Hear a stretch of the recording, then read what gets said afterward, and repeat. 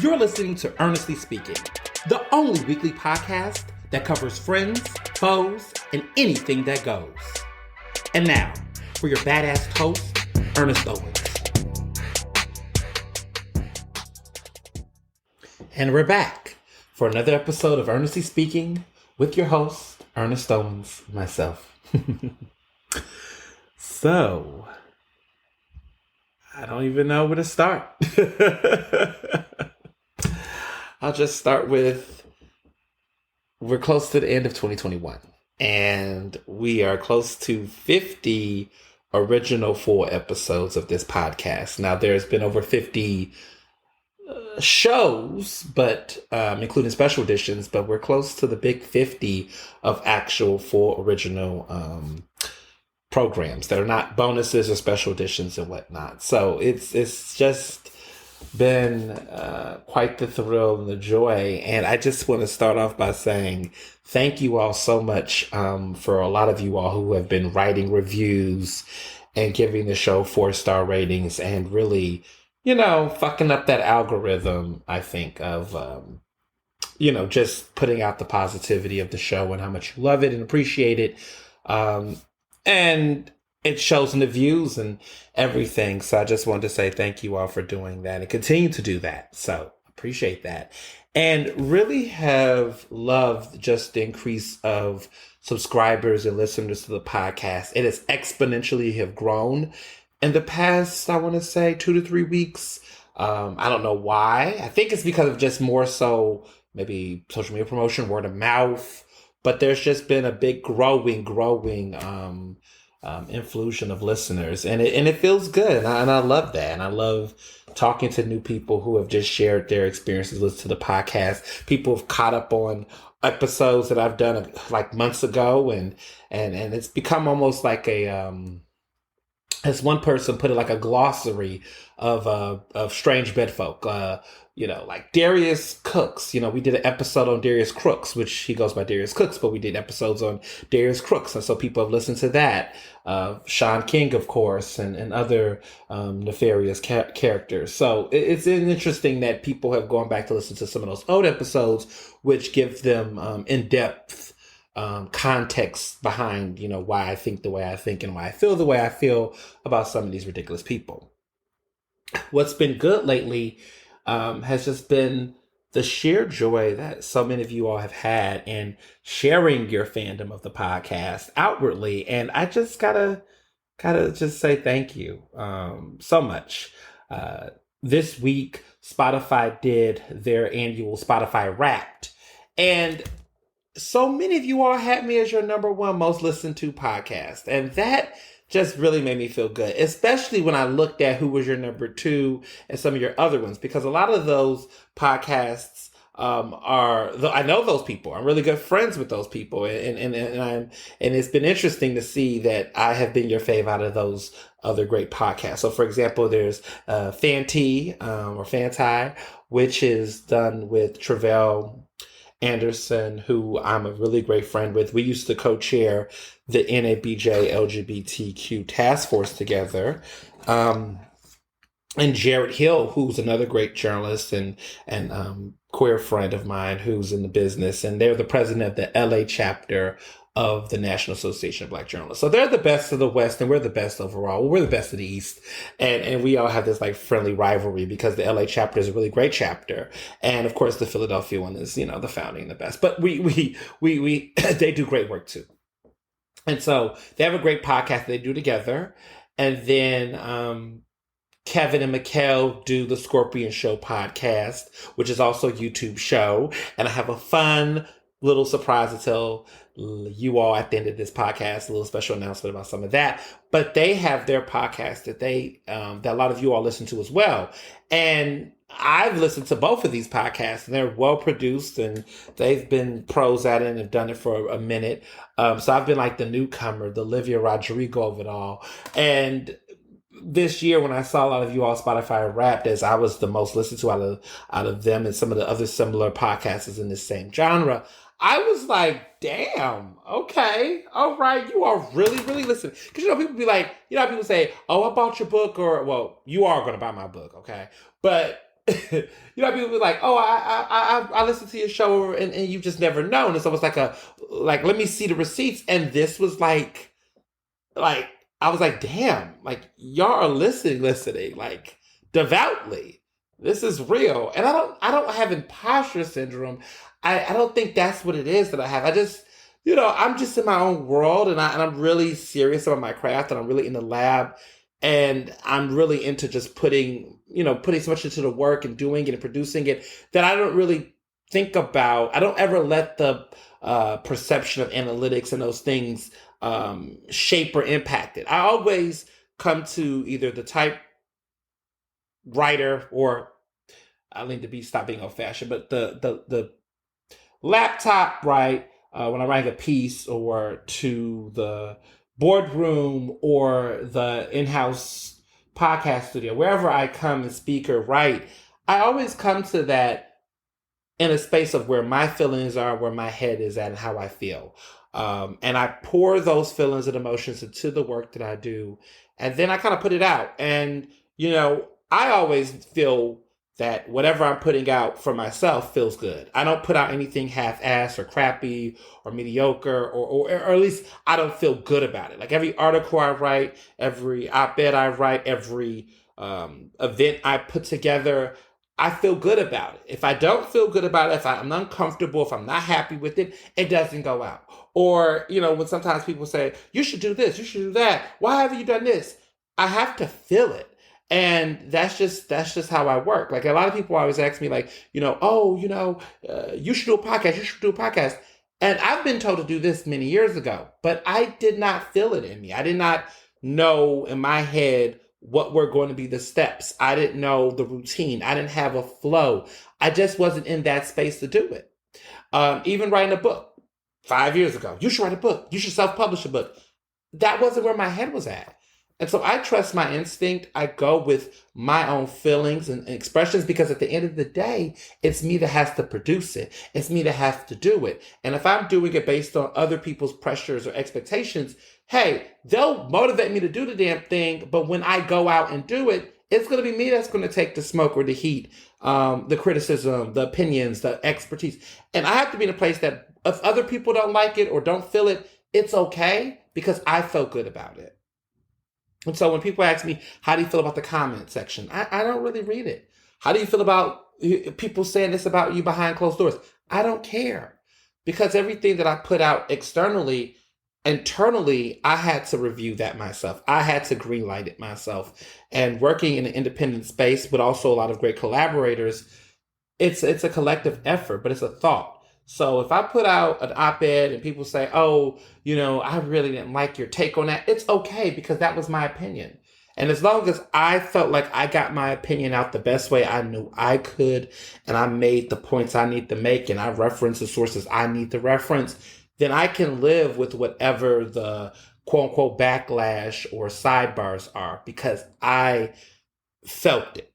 And I think that that's something that I think a lot of creators and people who put out content on a regular basis sometimes miss. And just having conversations with different people produce content, is that you have to make sure you do the process and steps to feel the work, the material, and the things that you're doing, the vetting. You don't put it all in someone else's hands to do. You have to look at it, because once it goes out there and it's your name on it, it's going to be you that's essentially accountable. It's you who's going to have to explain or not explain, or say fuck off, or, take a step back. But whatever you're doing, if it's going to be yours, own it. And so with this podcast, I'm very happy that people have gravitated towards it and have listened to it and have had conversations about it and have shared it and have been genuinely invested in it. And for so many of you all to make it your most listened to podcast on Spotify has been enormous, especially given the fact that I don't really promote the podcast aggressively on Spotify. I know that the majority of my listeners, based on the data and everything that I get to see in the end, is Apple. A lot of people listen to Apple, and that has been the driver.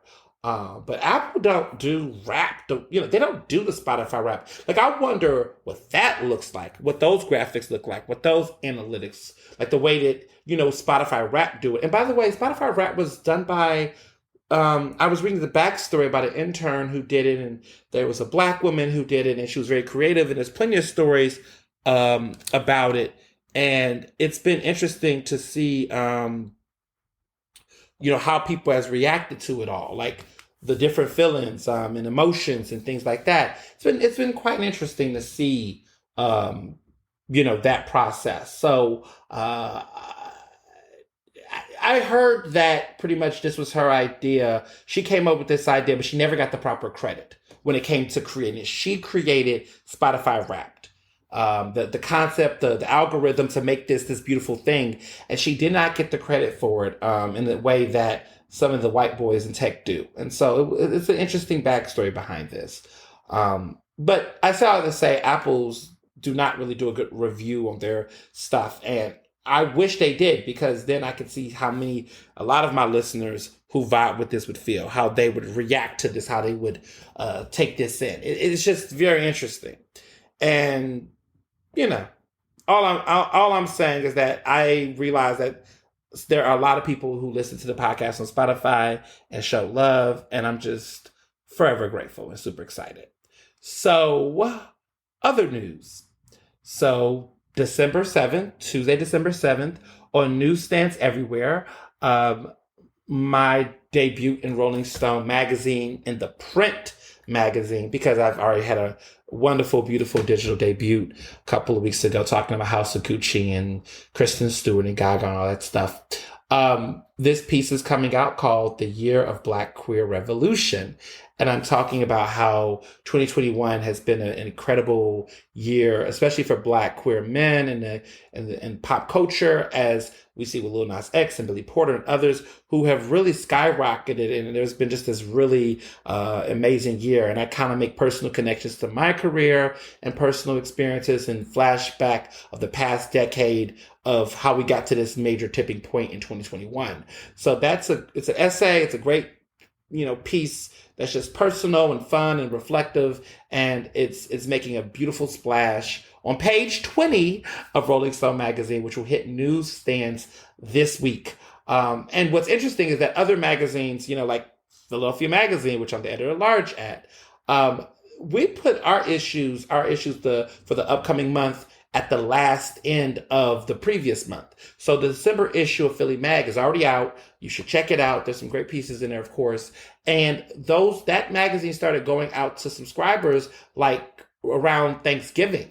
Our publication normally rolls out stuff a little bit earlier. Rolling Stone is actually like a week after the month of. So they're like a December issue. And so it's interesting because I was been tracking that thing down, but they're mailing me a bunch of physical copies.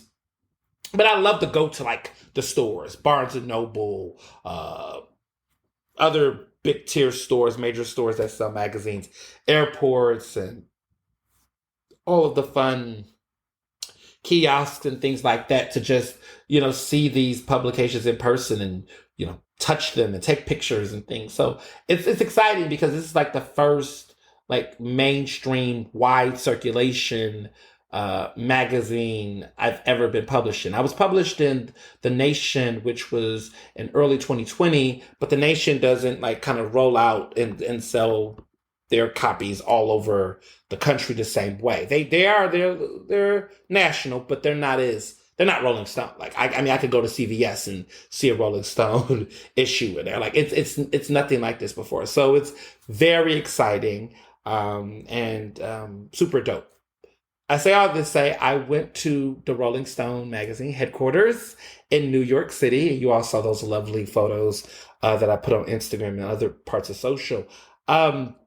It was great. I met the editor-in-chief in person, who I already knew. I met the executive editor. I met the CEO and talked about all the cool things that I am going to continue to do with them. And of course, I'm going to be utilized in more ways than one. So it's not just writing. I'll be doing other cool stuff. And that's all I can say for now. Stay tuned. But it's been fun. This is be able to take my career and continue to see it evolve.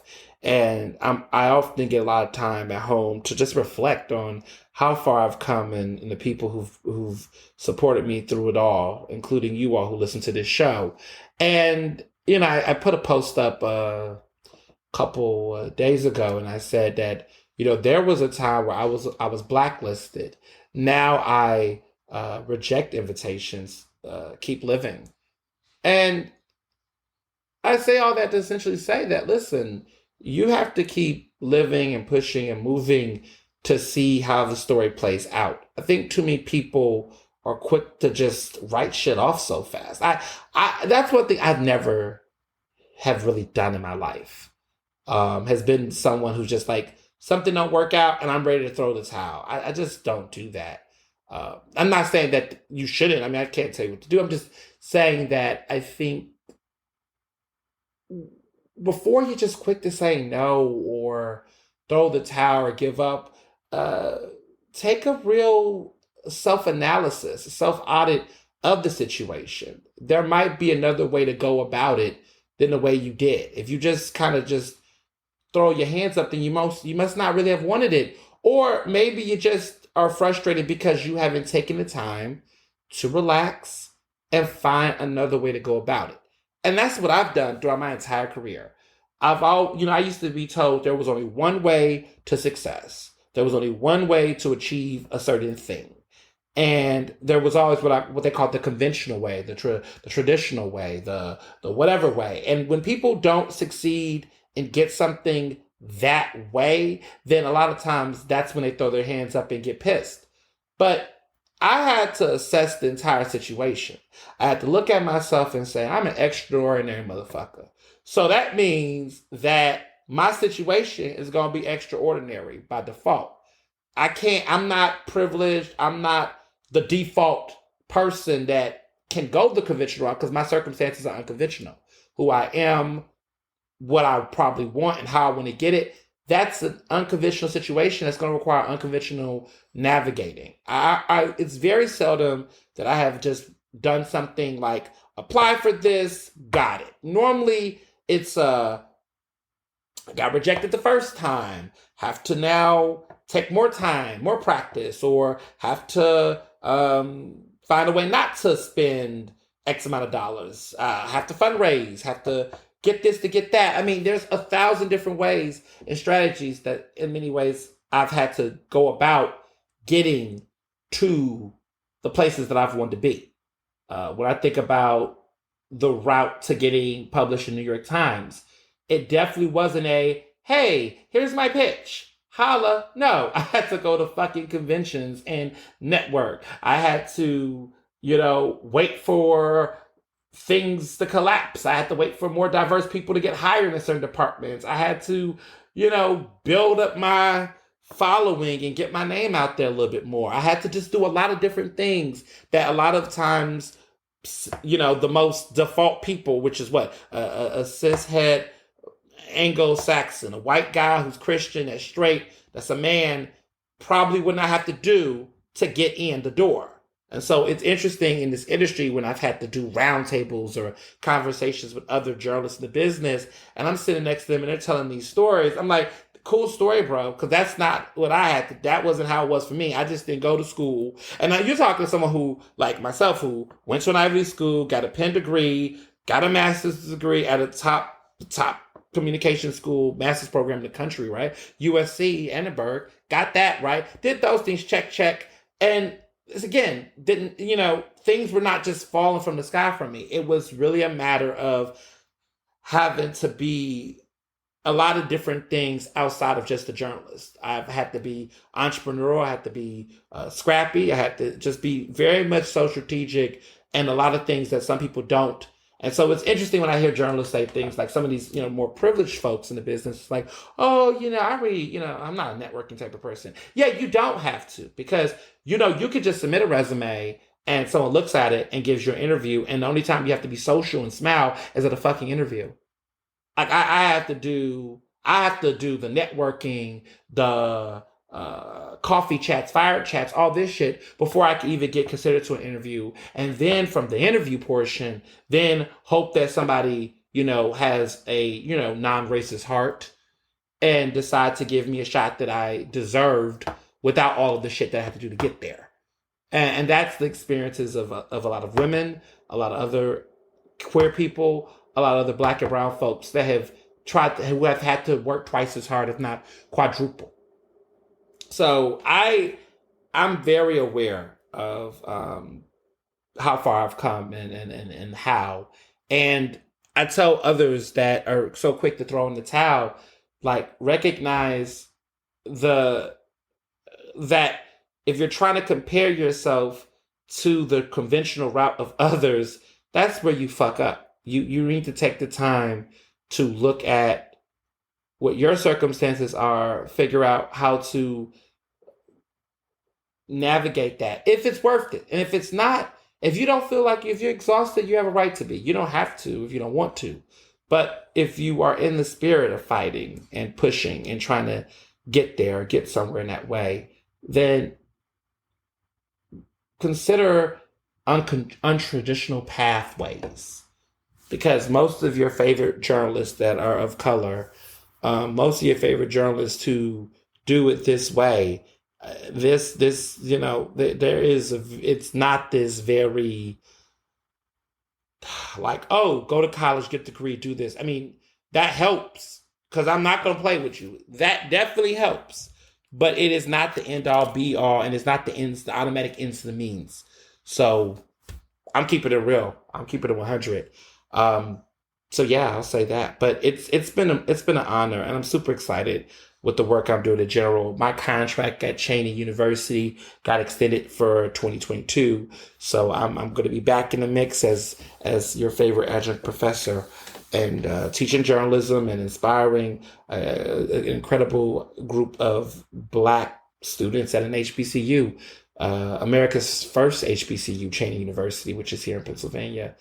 So I'm excited. I'm excited about that. That's underway. I did something this weekend that I never have done before.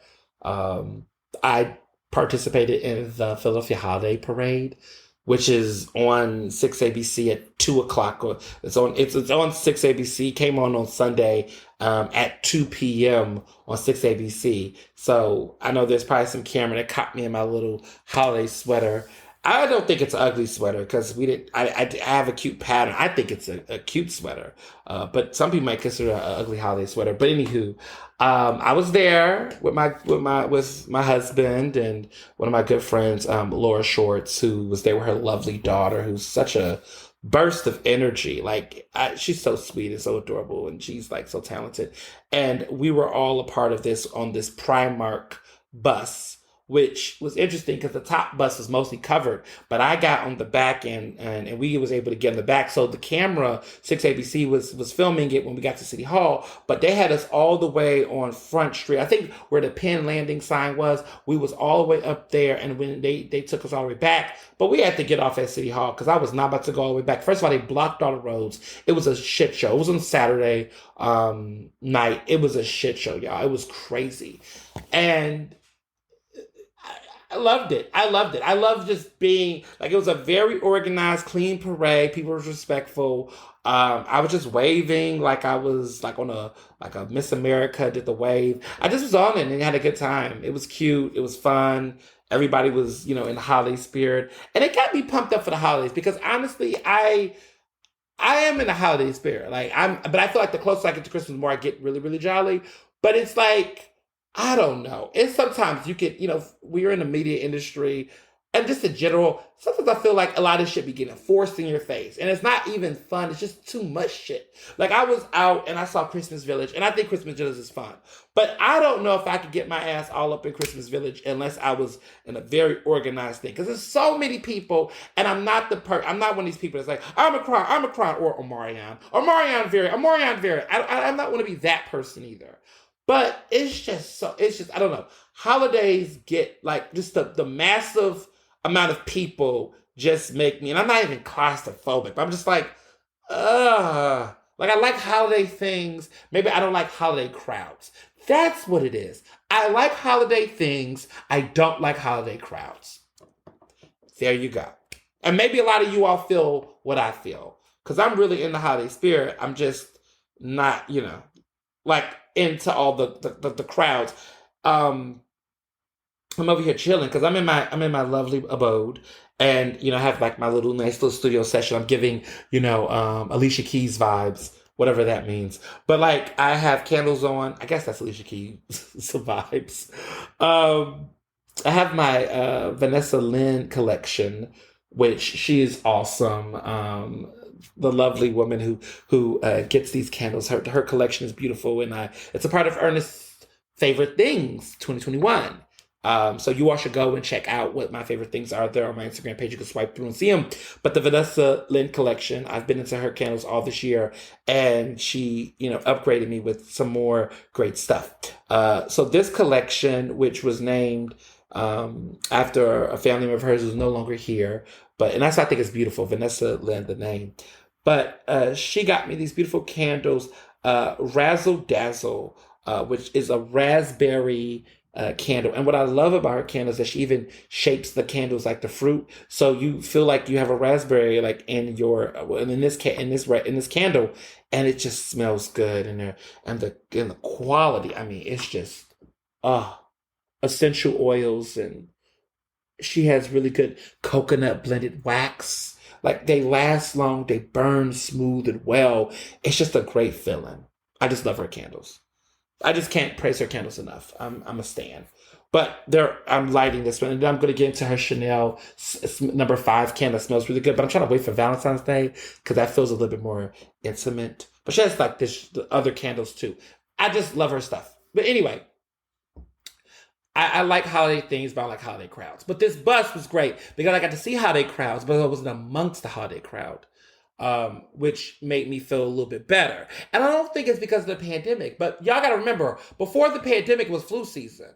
So, like, I don't understand why people don't understand how to back the fuck up in lines.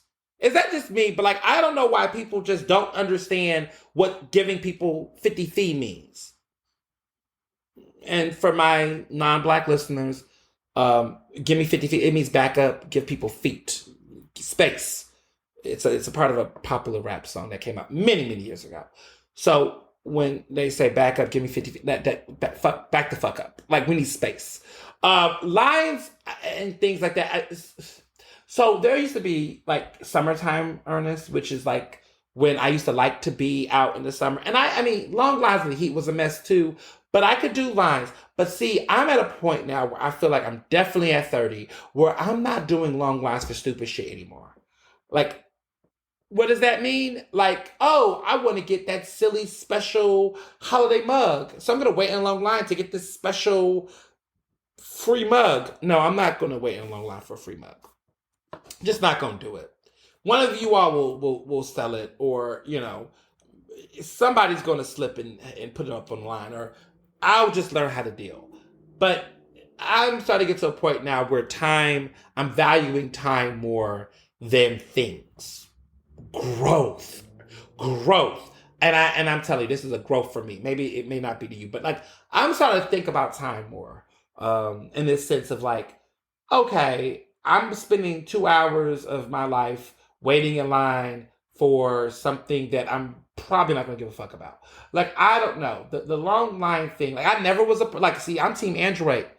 And one of my homies on social, Trey, he said something that really stuck with me. He's like, listen, if you're still trying to get people to convert to iPhone, you need to let it go. Something's wrong. Right, you're pressed. Stop being pressed. You sound pressed. I don't want to get an iPhone. If I get an iPhone, it will be a second phone I have that a company paid for. But I am Team Android. Okay? I am Team Android. But anyway, I started to say that when I see people waiting long lines for Apple products, like, what the fuck? Like, we're too grown. Let's cut it out. Stop it. Like, I don't know. I'm at a point, the only thing I wait in line for maybe is food. But even certain types of food. Because, like, there used to be a time where I used to do oh my goodness, I forget the group. Who was it? That pizza place, that Pizzeria Badia, which I love, right? They used to have people waiting out there for slices. I used to be one of the dumbasses many years ago, wasting my youth, waiting in line for peace. I said, Ernest, you have to get a grip. I have to stop these habits. I remember she has the great tacos and South Philly barbacoa. Used to wait in line in South Philly when that was a big thing. It's still a big thing, but it was, it used to be long lines on weekends. I was like, I can't do this. Like recently I went to Middle Child, not Clubhouse. I went to Clubhouse for dinner, go there, make a reservation. But Middle Child, the sandwich place, and it's in the neighborhood or whatever, or around there. I went over there and used to wait in long lines to get that delicious BOT they have with the heirloom tomatoes and stuff. They used to be the shit. That was a summer delicacy. That line wasn't that long. I had to wait like about 20 minutes. But it's just like, I have to stop doing that. And so one of my, I guess, if I have a New Year's resolution, because I don't really, I'm just like, listen, New Year's resolution, how about New Day resolutions? But okay, New Year's resolutions. I'm not waiting in line for dumb shit. Not doing it. Because I just can't. I just cannot. I will not do it. And people that like to do stuff like that, I mean, some of them, and the food could be, I love you, but sometimes I want to say, get over yourself. Like, there's got to be a better way. Trying to create this massive hype, that shit is stressful. You know what you waited long lines for? I'll tell you what I waited in a long line for recently. I wanted to get my booster shot on the day of. Yes, wait in a line for a vaccination. First of all, we should hope that more resources will not allow that. But if you're going to wait in line to get vaccinated. Wait in line for stuff like that because your life depends on it. But what I'm not about to wait in line for is shit like that. Maybe concert tickets, do I care? I don't think anyone's good at music that much anymore for me to be waiting in line like that. Maybe if it's the older group, if they coming back with reunion tours or something, maybe. Sarah McLachlan, I'll probably wait in line for her. But like some of these other artists out, I'm just like, why are we waiting in line? And then with ticket scalping and shit now, I don't know. I don't know. That's something that's just been one of my pet peeves lately is lines and I don't know.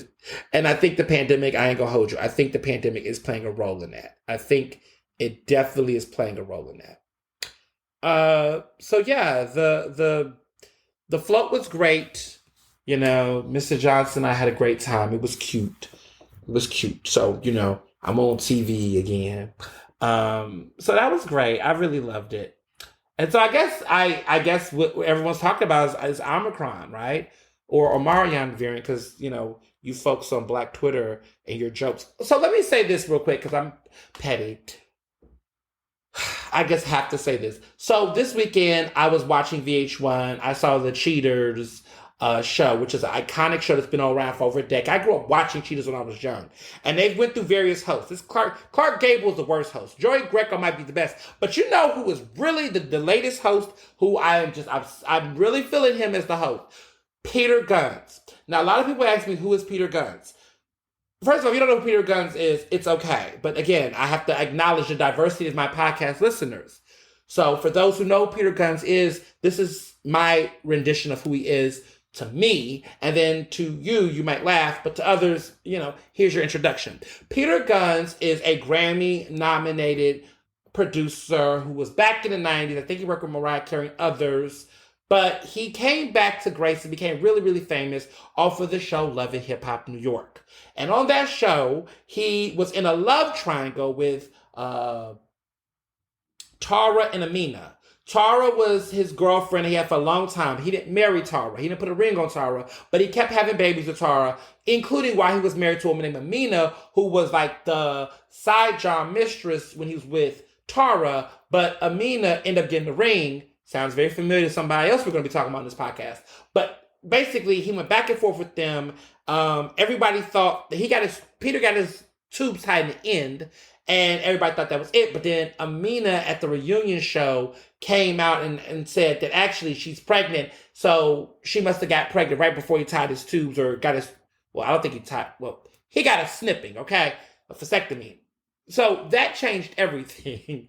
But yes, he was known as a member of the Creep Squad, and which included himself, Rich Dollars, and I guess the other guy, DJ Self, and then Cisco.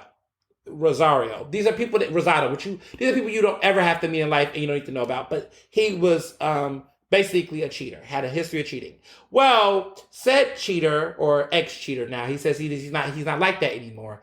He now hosts Cheaters, which is so fitting for him. Such an expert. So now he's confronting like a lot of folks and caught up. If you watch Cheaters, the dynamic basically is what it says.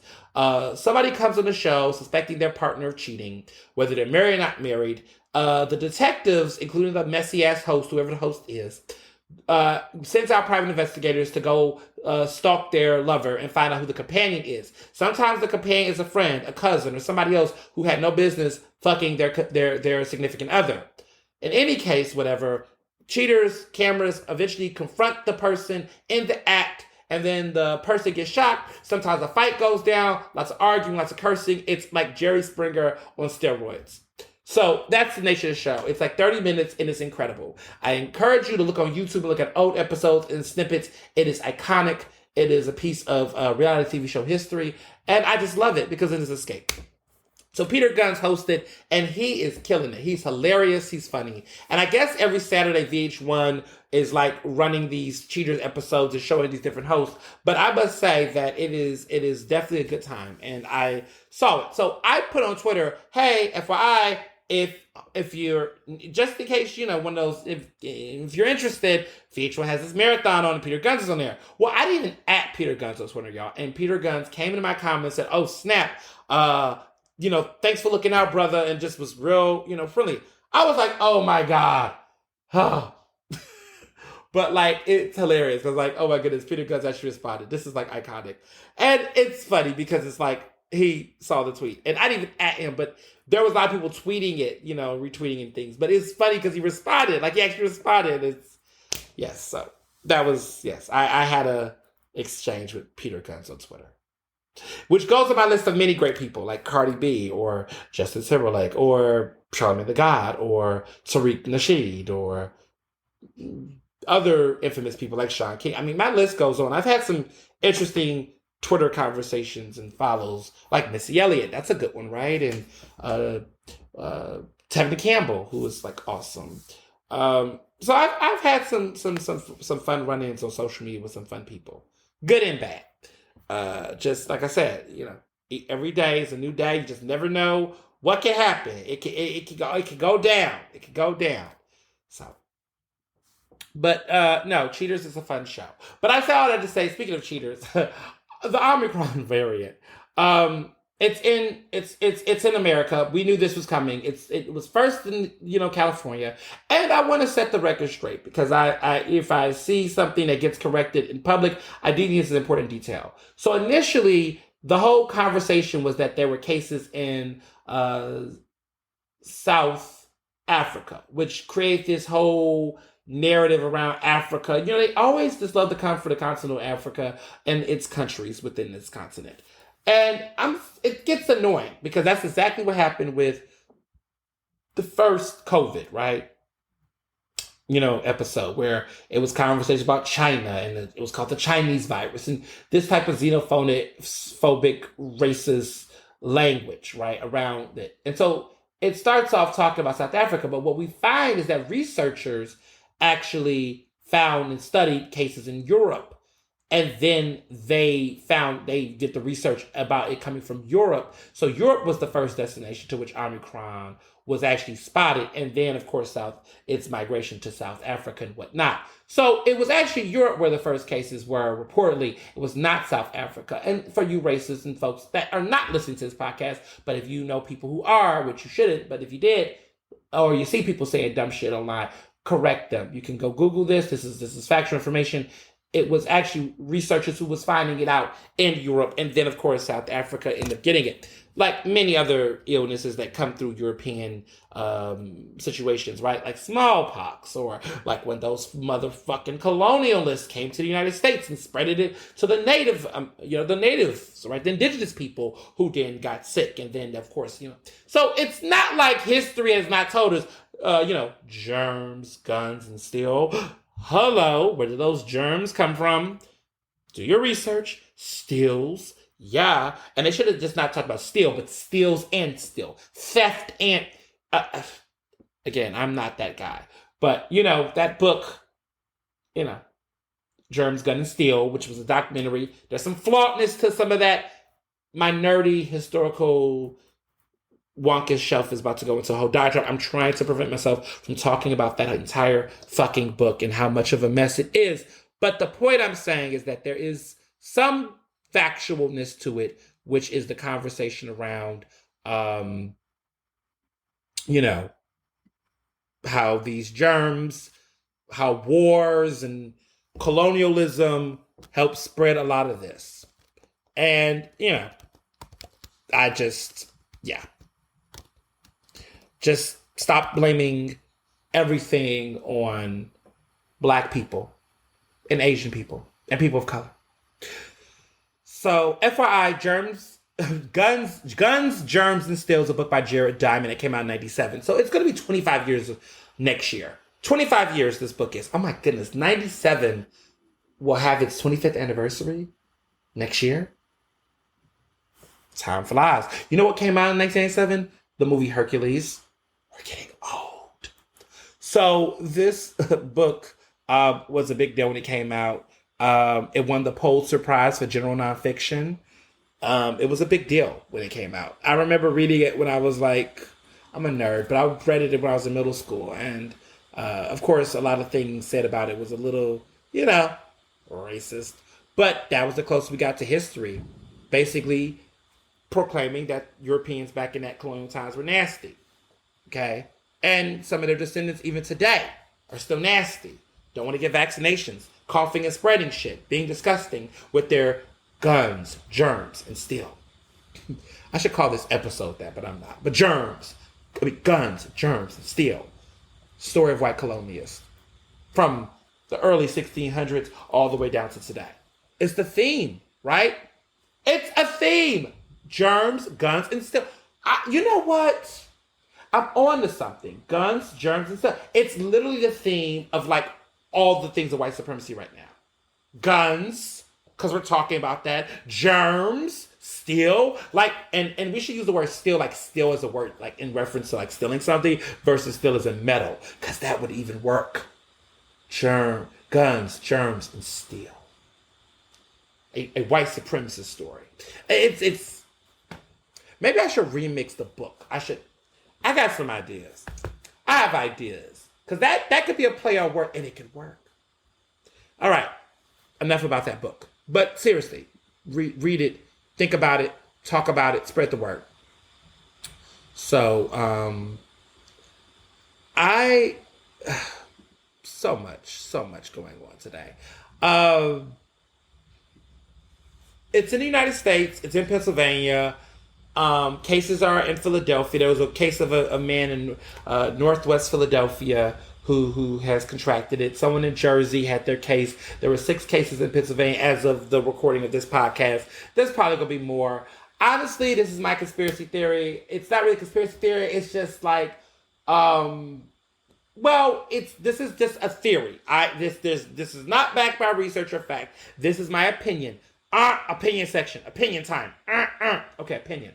So I think there's been a big, massive spread of breakthrough cases in the past several weeks. Like there's some people in the industry that I don't want to put their information. It's not my place. But there's been a lot of breakthrough cases.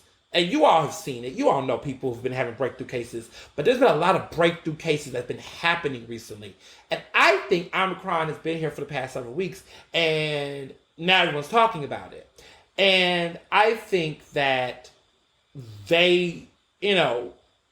I think the public output of the conversation around Omicron is now out because CDC has officially authorized boosters for adults. So now the solution is get a fucking booster. And I also wonder too if that they now have confirmed the sense that there has been a wariness on the vaccination as it is. Like, there was always this conversation of vaccine waneness.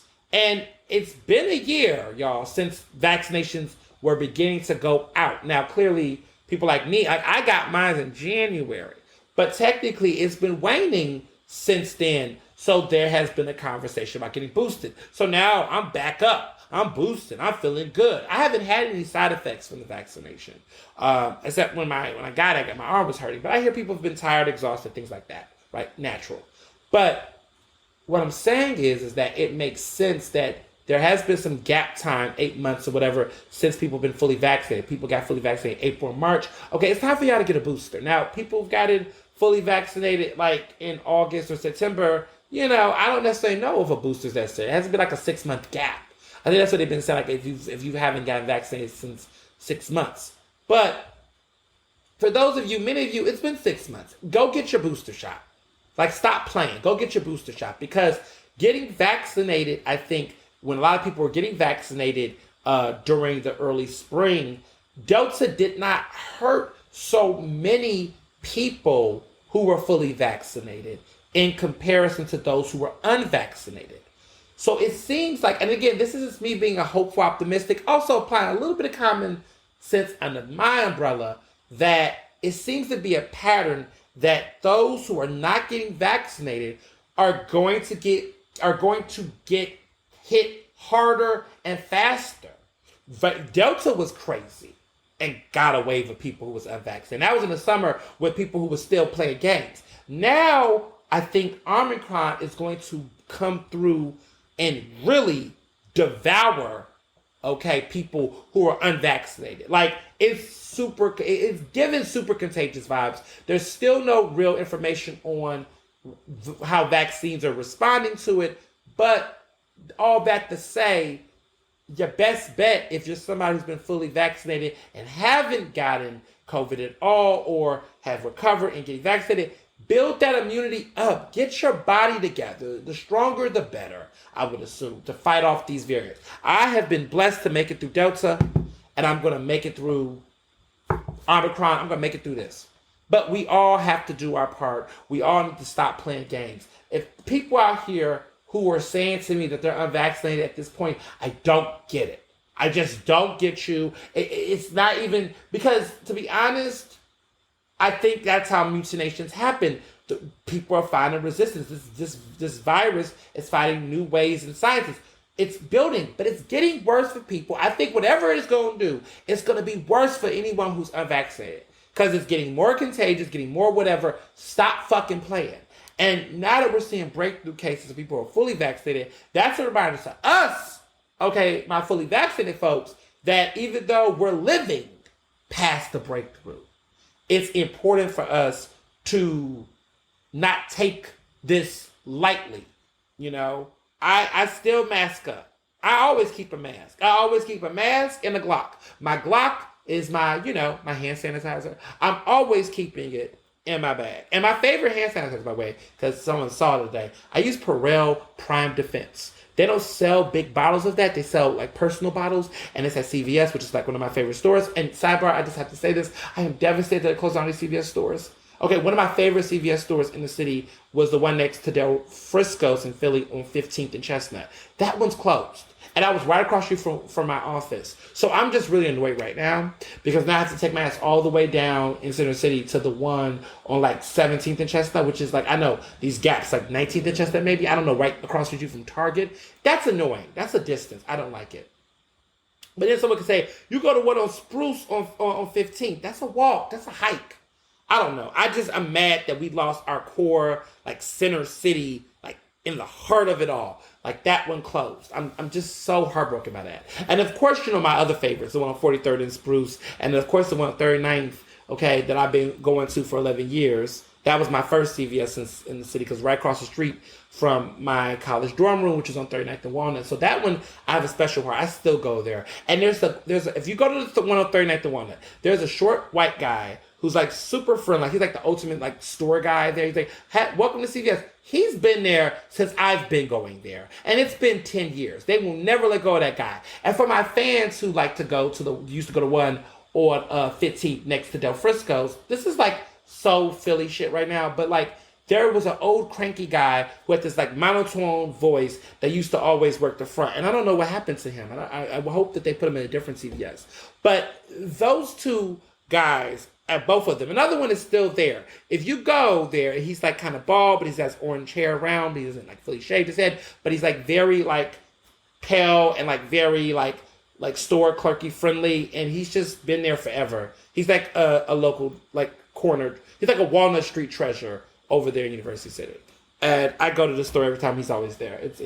He's very useful and handy because every time I try to do self checkout, I'm always fucking some shit up because I have discounts and stuff, and I don't get the long receipts, y'all. I get everything digital to my card. I protect the environment, and I also am a pro shopper. Get the app. I've been having the same loyalty card for 10 years, which is why I get the best discounts, okay? 30% off every year. Every month, I get the health pass that allows me to get $10 off every month, and I use all of them at the same damn time when I do my super, like CVS selling about all of my products and I need my black soap, I need my Safe Soap large antibacterial soap refiller, I need all my supplies, my Shea Moisture, I need my shit.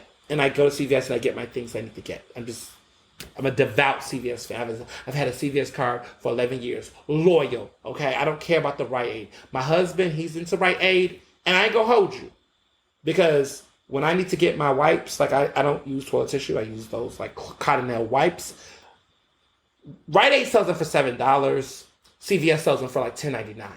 And so sometimes I have to cheat and go over to Rite Aid and go get them because CVS be playing games sometimes. And like I have my discounts, but I'll be like, okay, but like if y'all go anyway, this is too much. But like oversharing. But still, these things matter, people. These, this matters.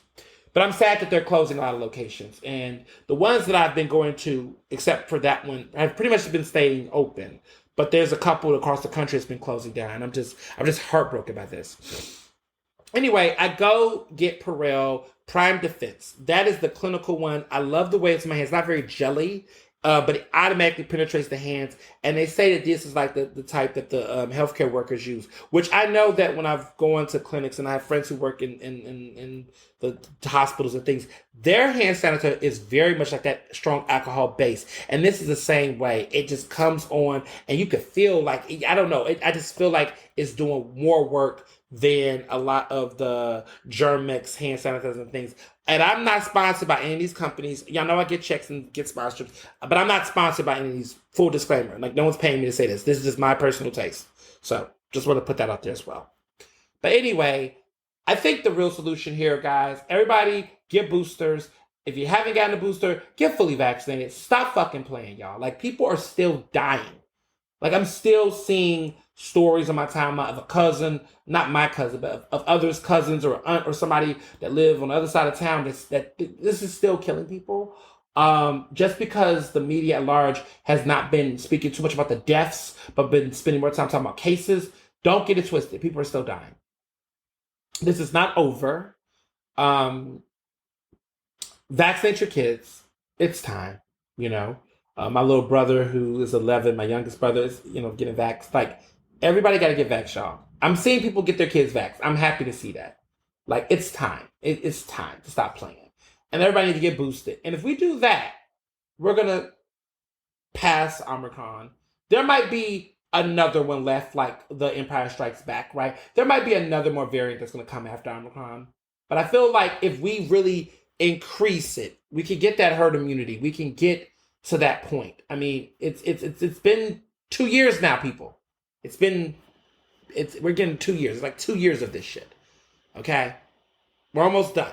I think it's like 3's the charm. I think we'll be done by the end of 2022. Hopefully sooner, but my heart says, I'm just surprised that we really made it past 2021. And I'm happy that shit really opened back up for real though. Like, I'm really, because 2020 was just really much like, nothing was really open. I mean, I made the best of the situation. But 2021, we got a little bit of taste of some things. But 2022 is going to be a real, because I'm going to tell you this, I knocking on wood, but I don't think they shutting this city down. They not, listen, there is a midterm election, politics, y'all. They're not shutting down, okay, the country. They're not going to do it again. That was a once-in-a-lifetime experience, in my opinion, of this moment. Who knows, goddammit, you never know. But in my opinion, as of right now, I don't think they're going to shut anything down. Y'all got to stop pushing that. But they're going to shut the fuck. They're not going to shut anything down. I think where we're at is just that, because they can't. They can't afford to shut anything down. Everyone's like, oh, shut down so they can give us more check. They're not going to do that. They're not going to do that. This is a capitalistic country, y'all. Y'all forgot. We don't live in, I'm not saying a communist country, but we don't live in a country that gives a fuck about lives and jobs and wages. They don't. They're not going to shut it down. They did that one time because there was no way to contain it. When vaccinations came, they were like, oh, I would say the government will come and grab folks and shoot people up with vaccinations before they shut the city down. Fuck around and find out. They're not shutting this city down. They will not shut the bank down. They will not shut this country down again because there's too much money on the line. Biden is getting punched for the stuff he's doing already in the polls. So his mindset is he's trying to make sure he calms down panic, but he's also trying to speed up process. The truth of the matter is the government needs to understand that this pandemic, and this is you all need to get out of your American privilege. This is not just about America, y'all. This is a global pandemic, which means that we have to understand that these variants are traveling globally, which means that we have to take care of other countries and making sure they get vaccination access. Because as long as other countries are not getting at least one vaccination or anything, that is creating a situation where we're continuing to see things mutinate globally through travel because we're not taking care of everybody. So I blame the West. Don't blame China. Don't blame Africa. Don't blame Asia. Don't blame anyone but us because we have access. And we're playing all these games of pharmaceutical companies. Give people vaccinations. Moderna, give people their vaccinations. Stop playing. Give people around the world vaccinations. Only in America can dumbasses be like, oh, giving me a vaccination will save my life is against my freedom. I have a right to die. Well, I guess you do. Now give it to somebody in Africa. Give it to somebody in other parts of the world who are lacking access to vaccinations. Because until they get one, then this pandemic is not going to end. Period. Okay. Another shit that's pissing me off. This Michigan gun violence situation. I can't read and chase certain headlines all the time. Because at some point it's just like, why? If we know how the story is going to end. What I will say is that what we do know is that there has been a situation where a mass shooting took place in a part of this country that, like many parts of this country, does not have strong gun regulation. And it could have been preventable. Like many of these gun violence incidents, it could have been preventable. And lives are lost. And the parents are being charged, as they should. There's been debate about this. Oh, should the parents be charged? The parents ran off. And then, this is just ratchet. Like the parents ran off, which had me shook. I was like, what do you mean the parents ran off? So James and Jennifer Crumblys, they had their bonds at $500,000 each. They say that they're concerned about them being flight risk because they were apprehended following a manhunt. There was concern about them being flight risk because they were apprehended following a manhunt. There was a manhunt for them, and they were saying the suspected Michigan school shooter pled not guilty to manslaughter charges. So that's what's happening right now. But at this point, they're the parents of the teenager who killed 4 people in a Michigan high school shooting. They're all pleading not guilty. The mother's named Jennifer. The father's named James. Their son did this. There has been a timeline that's been traveling on social media about how there was the school and people kind of knew things were going on. There was issues and did not act. And this kid came from school with a gun. So the crazy part is that when they were charging the parents escaped. They ran off. And now they both have their bonds at $500,000 each. It's wild. They were found in a commercial building, and the police department, the Detroit Police Department chief, James E. White had told people in a press conference that basically they appeared to be hiding in the building. So it's like they were hiding and they're alive.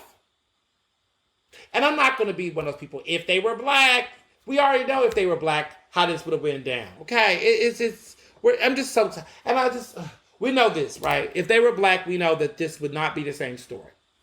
But at this point, them and their thug ass son are responsible for the death of 4 people during the holidays. This is disgusting. And they should be charged. They're acting guilty, they're guilty. And I think that whatever comes to them needs to come swift. Like there's no excuse for this. The boy apparently got the gun. The father, James, bought a gun during Black Friday. And then over the weekend, the son got access to it and then showed up with a gun. So it's just like, this is the shit. And then you got politicians out here taking holiday photos with guns. That Congressman Massey or whoever, who had a photo with his whole family. It was like 6 of them or 5 of them taking a picture all with like these assault weapons in their hands. These are not guns, like handguns. These are like assault weapons. And it was despicable. This week I wrote about guns for Philadelphia Magazine in my op-ed this week, my column, and I talked about how Philadelphia has now surpassed 500 homicides, which is more than they've broken a record. The last time the city had 500 homicides in a year was in 1990. Last year it was 499, which y'all know it's 500, but they said 499. They didn't want to scare people. They wanted, and I think that was just the Kennedy administration is full of shit. The police department is full of shit. I don't think they wanted to scare people. But the crazy part is that when you look at the recent situation with the DA's race, that came up a lot. That came up a lot about how the DA's race, like Krasner and situation with Krasner and Carlos Vega about being quote unquote who's gonna be tough on crime. I mean, Vega wasn't the answer, but Krasner, what the fuck are you doing? I mean, it's too much. It's Krasner, it's the police department, it's all of these people combined. They're just not doing anything.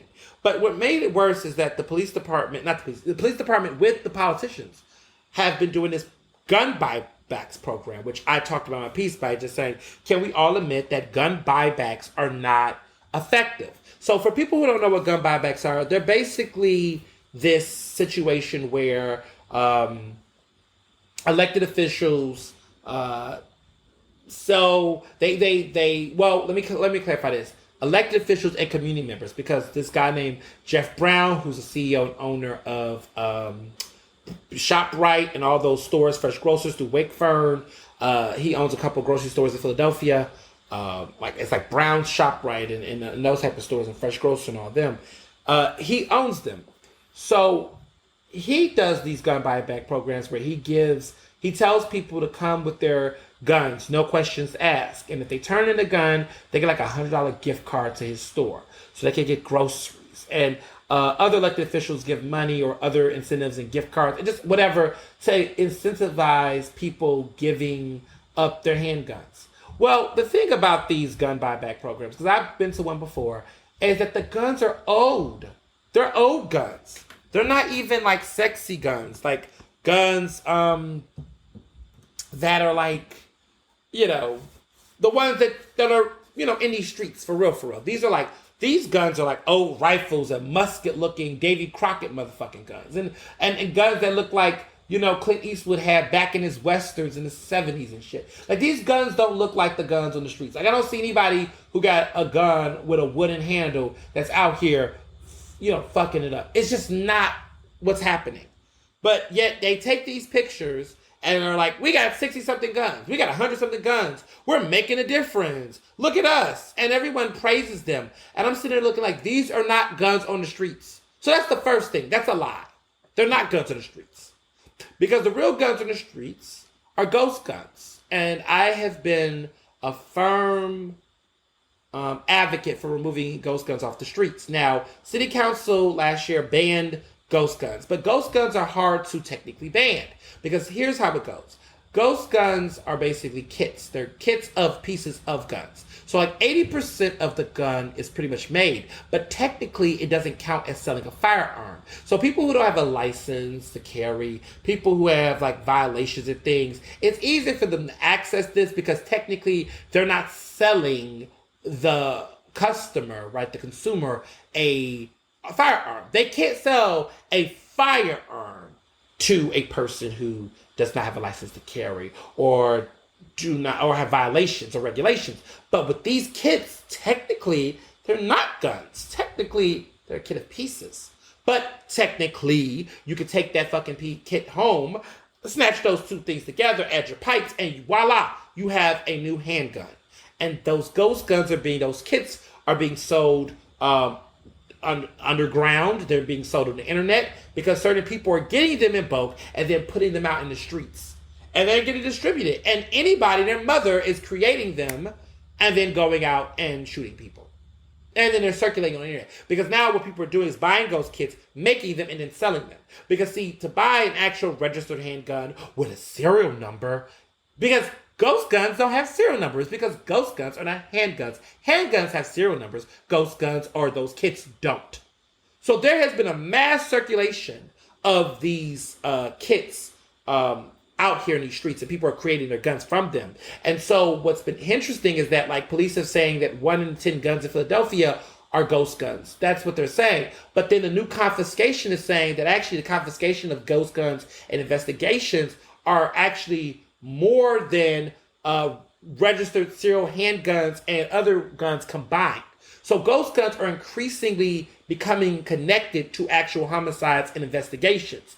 In LA, which is the second largest city in the United States, police reported that 41% of cases and investigations involving homicides and shootings or whatever were tied to ghost guns. This is the enemy. Ghost guns are the enemy. Right now, there are not enough tough regulations on these kits. So manufacturers across the country and the state are selling them. And they've become popular in the past, 8 to 5 years because of the fact that more and more regulations have come on actual manufacturers and guns themselves. So now ghost guns have been an alternative to some of these companies and places. Eagles Arms, which is the largest gun show seller in Pennsylvania, recently stopped selling ghost guns after Attorney General Josh Shapiro of Pennsylvania and Pennsylvania State Rep. Armin Brown, who is of the 190th district, which is the district in which I live, they got the owner to stop selling ghost guns. So that was a cool achievement. But across the board, there is still problems. There's an organization, a gun seller in Pennsylvania called JSP Supplies that is largely pushing out these ghost gun kits and manufacturing these type of products. Call your state rep and your state senator today and ask them what they're doing about that.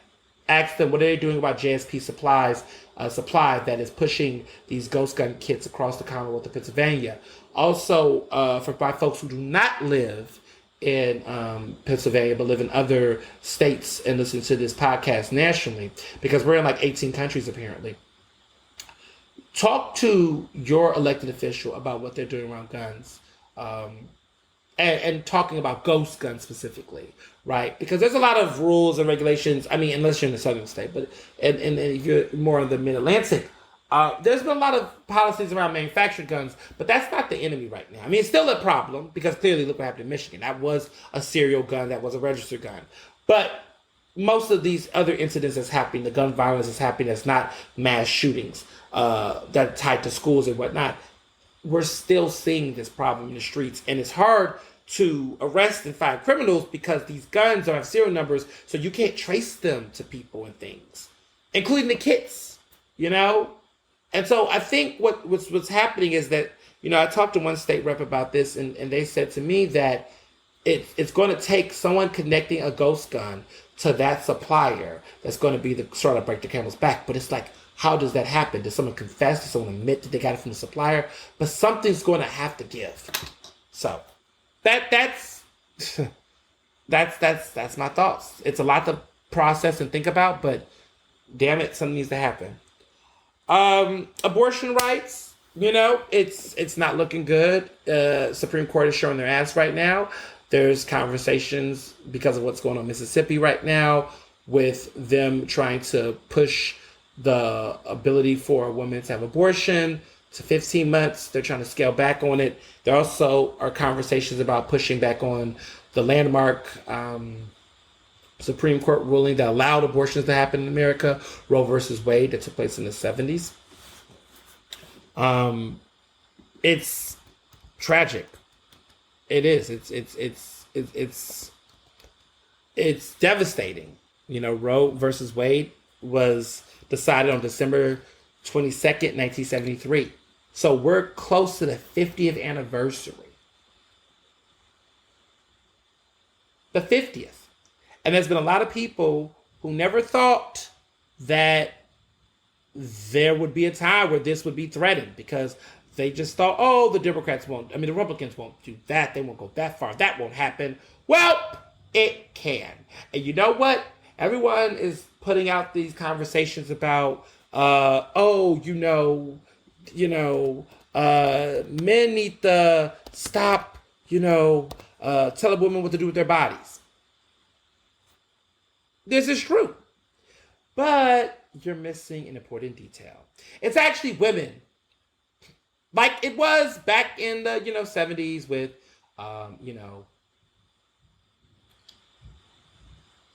stop EPA, right? Women who, want to stop that. Remember? Miss America. The conversations about, equal protection for women would be a problem. It wasn't men alone. It was white women. It was white women who hated feminists and hated feminism. So it's and listen, every community has their snakes. Okay, y'all remember Phyllis Schlafly? She was the leader who was pushing to appeal to white men. Now, of course, those men in Congress and the Senate were white conservatives that supported her, but she was pushing that cause, and she was a woman going against quote unquote her own self-interest, or white supremacy is her interest. Well, according to the Lily, meet the woman who could bring down Roe versus Wade, Mississippi Attorney General Lynn Fitch. Lynn Fitch, y'all. She believes abortion bans empower women. And she's taking that argument to the Supreme Court right now.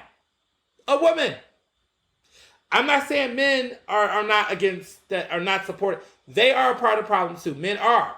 But there is a lot of self-hating women who are helping trash-ass men take over women's rights or rights to reproductive justice. Okay? Now, y'all done found y'all Clarence Thomas. It is a Mississippi Attorney General Lynn Fitch, and also other women within the Republican Party, right? Susan over there in Maine, who's passive aggressive, who plays both sides of the coin. She ain't helped. She helped get a damn rapist appointed, and another white woman who don't support this and want to hide her religiosity. Like these people are part of the problem, y'all. Okay, and so I don't get any more conversations like. Anti-blackness anywhere is anti-blackness everywhere. You all need to be saying that chant the same way. Anti-feminism everywhere is anti-feminism anywhere, everywhere, all around. And what I've started to stop doing, and I still believe that white supremacy is the cause for racism, a lot of things. But we have to understand that white supremacy is not being only pushed by white people. It's being pushed by some black people, definitely other brown and yellow and other races of people are also pushing white supremacy. White supremacy isn't only being carried out by white people. It is their concept. It is their doctrine of hate for those who are haters, right? White supremacy was birthed and created by white people, but it's not being carried out only by white people. And that's the same thing with anti-blackness. There are black people who are anti-black. You understand what I'm saying? The same way that women can be anti-women. Like it's within us that we need to check ourselves and address ourselves. There are self-hating gay men. Okay, I see them on Twitter all the time that are very much so aligning themselves with bigots and homophobes, trying to seek that validation that they think they're going to fucking get. The same way a woman like Lynn Fitch is probably thinking that she is doing something in God's name, as a man. She thinks God is a man, probably, right? She's doing this in some vein, thinking that this is going to get her elevated in Mississippi, because Mississippi is led by a lot of racist white men and sexist men, right? So she's in her mindset thinking, well, I want to be their favorite. I want to be their token. If I got to play their game, the same way we have a lot of anti-black people who will fuck over the community for their own self-benefit, right? That's the same type of mentality. And we see this. White women has always been shitting on other white women and the rest of the community for years. And a lot of these white progressive women who walk around and try to point fingers at men all day. Yes, men are the problem. I don't disagree. But you better start looking at some of your sisters over there. You better get your white sister together. You better get your white auntie and your mama together, because they're also out here too pushing that shit. And you know they are. You knew it when they were talking about Hillary. I heard more women talking shit about Hillary. I heard some men. I mean, I wasn't around crazy white men, so I didn't really hear the white men. I did hear a couple of brothers talk shit about Hillary because they were for Bernie. But I heard a lot of white women going in on Hillary. And they were unifying with some of the Hotep black men, like, yeah, we both agree, fuck Hillary. And then we got Trump, right? They were so fixated on Hillary shit that they forgot Trump was in the conversation, because, oh, that's right. Oh, Trump's a man, Trump's a man, Trump, that's locker room talk. But Hillary, Hillary had her flaws, but come the fuck on. I mean, whatever. It's just, and so I found it fascinating. There's a piece on the Lily that I read. I read stuff from everyone. It's by a writer named Caroline Kitchener. And it came out December 1st. And it's called The Woman Who Could Bring Down Roe versus Wade, which is talking about Mississippi Attorney General Lynn Fitch. Now, you know that these are the same people who also don't support gay rights, marriage equality, trans rights. They don't support... this is all in bed with each other. I'm concerned because, if they come for Roe versus Wade, they're going to come for Obergefell versus Hodges, marriage equality. They're going to come for everything. And this is fresh, okay? Because marriage equality been only out for 6 years. 2015 was when the Supreme Court made that ruling. But Roe versus Wade was 1973. They've been trying to come for that for nearly 50 years. It'll be the 49th anniversary. Could they overturn it before it turns 50? Who knows? But I'll tell you right now, don't let one white woman come telling me something about it. Listen, I'm on the right side. I support a woman's choice. I support everyone's fucking choice. I am pro-choice. And I believe that being pro-choice is pro-life, because what about the woman's life? What about the individual's life who's making the decision? The people that say they're pro-life, let's be real, they're not pro-life, because they're not even considering life with guns, right? They're not thinking about all the other lives impacted. They're not considering black lives when they create the laws they do. They're not considering other lives. I mean, they're not thinking about no one else's lives but theirs. So it's pro-dick, actually. It's not pro-life, it's pro-dick. But, I digress. Just saying, the midterm elections are something serious. Do not sleep on it. So speaking of births and children and things, Tristan Thompson. So people are telling me, Ernest, why are you wasting your time talking about Tristan Thompson? I think there's a very... Well, first of all, I just think that it's time to have a moment in this podcast where we talk about something a little light, because it's been heavy.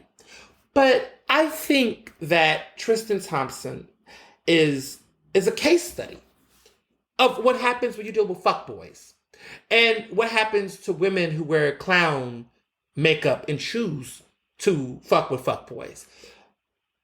Khloe Kardashian, which some people would, I'm going to say I ain't going to be messy. I was going to slip up and say Khloe Simpson, but that's inappropriate. That's not nice. No, Khloe Kardashian, who is legally named Khloe Kardashian. She's been dating Tristan Thompson on and off, and has tried to find fault on every other black woman who has been somewhat linked to this man for many years. She came for two Jordans, Jordan Craig, I believe, and then Jordan Holmes. He likes women named Jordan Home. He likes, women. He has a type, or maybe her name wasn't Jordan Holmes. Maybe I'm wrong, but there was a woman. Tristan has had some nasty love triangles. Uh,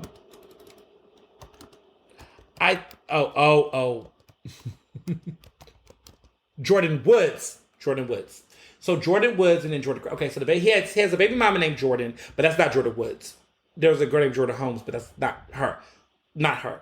Jordan Woods, like all these girls named Jordan. So he has a baby mama named Jordan who was married to Tyga. So to back this up, there's a love triangle. Jordan Craig. Tyga was married to Jordan Craig, who's the mother of Tristan Thompson's son. Now let's back this up. Tyga is Kylie Jenner's ex, who is the sister of Khloe Kardashian, and basically Tyga is the previous ex of Khloe Kardashian's ex, which Khloe Kardashian's ex at the time was Tristan Francis, but they're back together, and they were married. They got divorced in 2011, which is the year that Tyga began dating his now new ex, Black China. Yes. This has been going on for 10 years. So he is expecting baby number 3, Tristan Thompson, now, according to a paternity lawsuit. Now, remember, he's supposed to be with currently Khloe. So he has a baby with Khloe. Okay, so we could be all on the same accord. He has a baby with Khloe. And then he had a baby with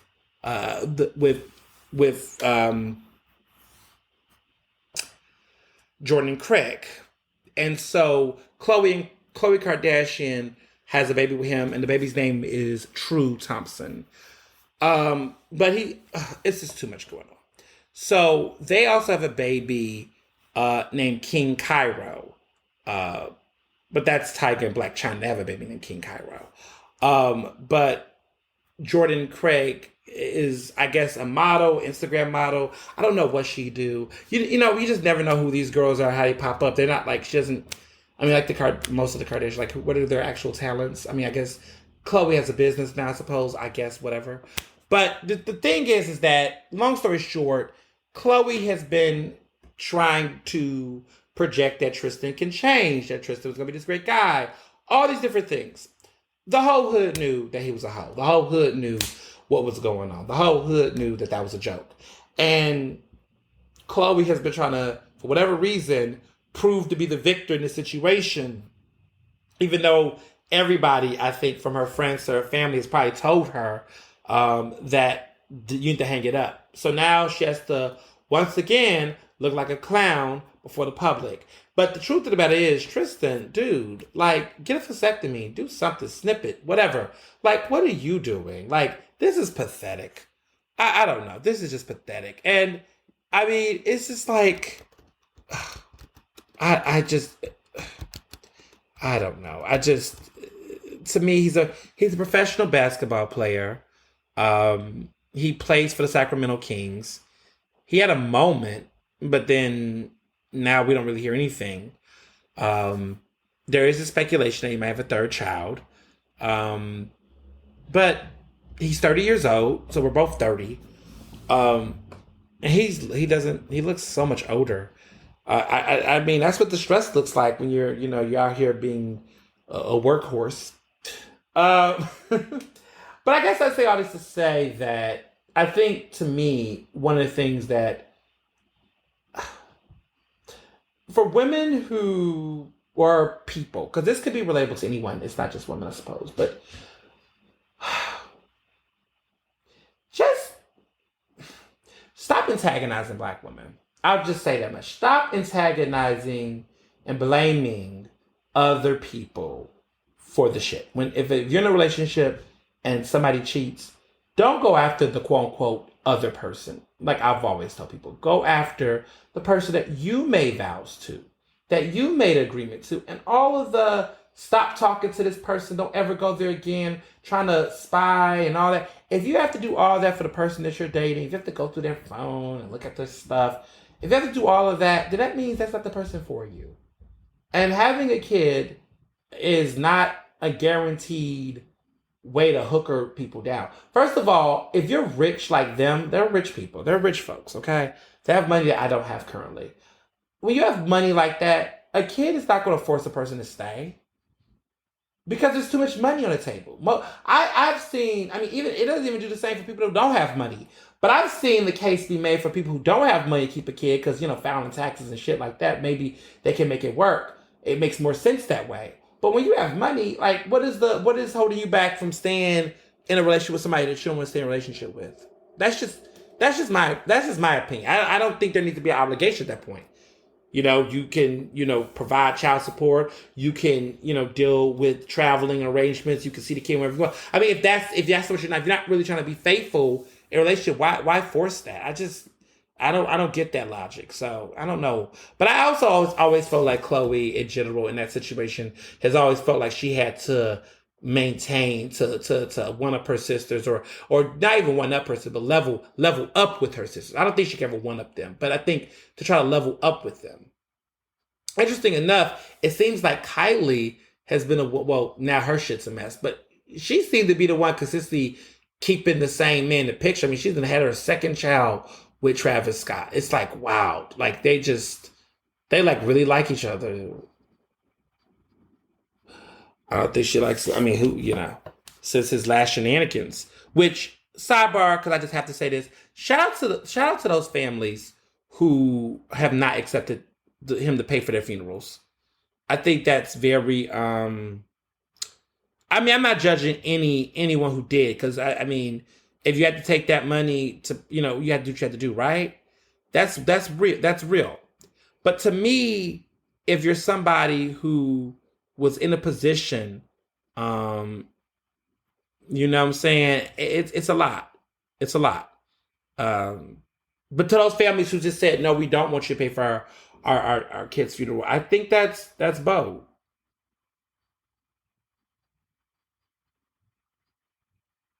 For real.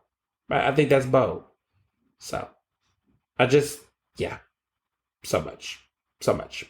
So, that's what I got to say about Tristan and this shenanigan. Wishing the best of luck to them. I hope they're well. Whoever the baby mother is, I hope that she didn't think that, I don't know what she thought, but bless her heart. All right. More shenanigans. Dr. Oz. What's going on, Dr. Oz? What's going on, Dr. Oz? What are you doing, Dr. Oz?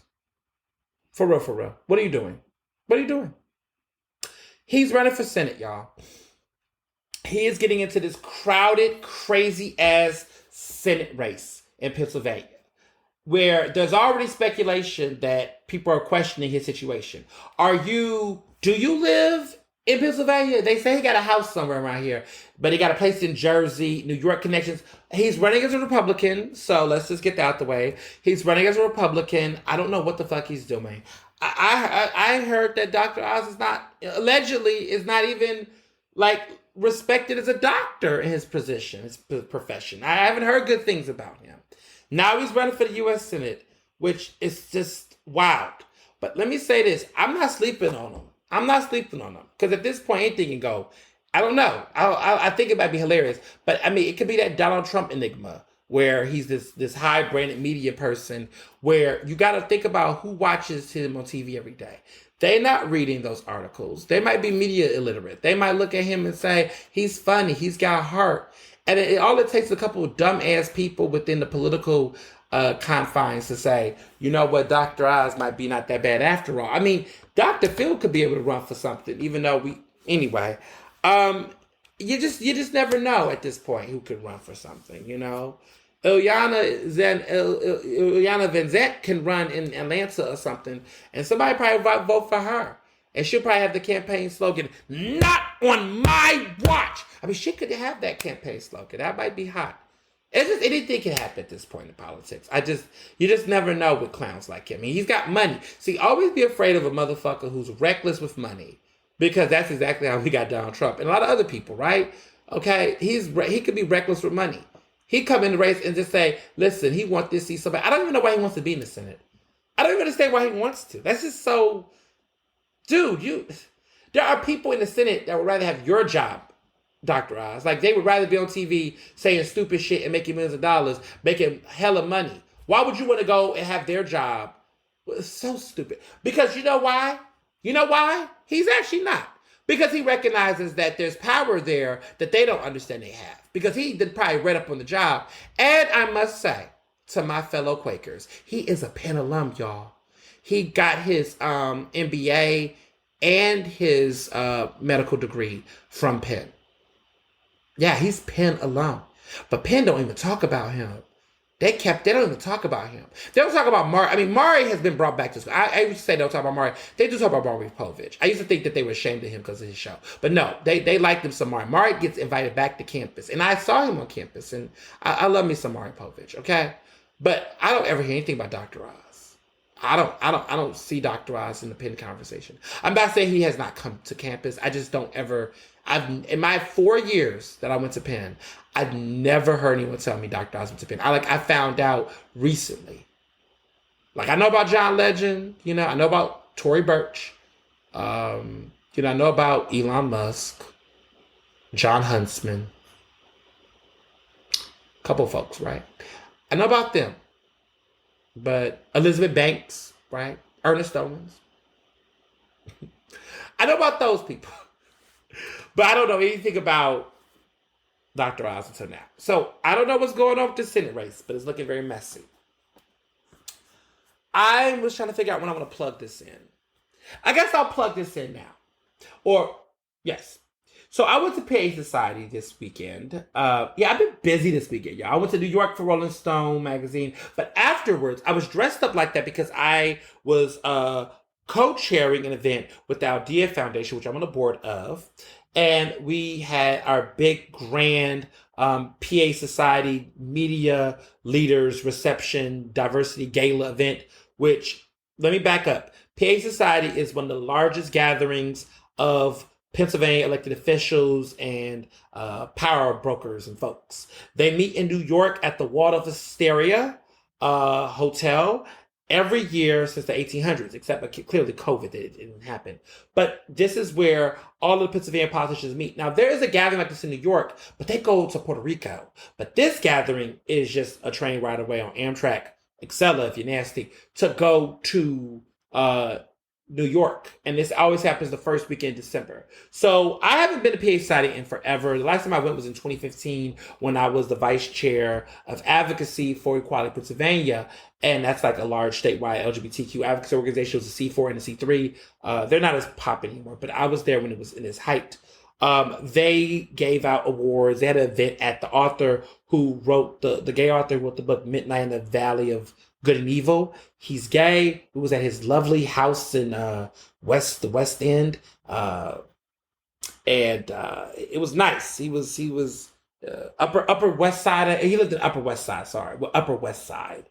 That's where he lived. So nice. So fancy. He had a nice house, and we gave an award to Cheryl Lee Ralph, who is State Senator Vincent Hughes' wife, but also Tony nominated Cheryl Lee Ralph, who's on a new TV show on ABC, who was Moesha's mom, Brandy's mom, and Moesha, who was incredible and awesome, an incredible actress, and I've known her for years. And her son and I used to do theater together. He went to Drexel, and I went, of course, went to Penn. And there was a theater troupe called 4A African American Arts Alliance, and we was both a part of that, and we knew each other and went to the same barbershop. And his name is Edson and everything. So I fun facts. I have my fun stories. But anyway, that was the last time I went in 2015. And we also gave an award to Jonathan Groff, who is that incredible Tony-nominated actor who played King George in Hamilton.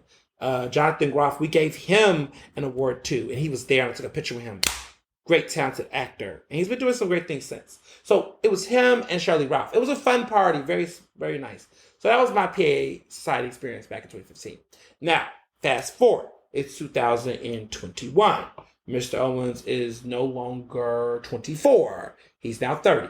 And I go to this event, and this time I'm hosting an event. I feel good.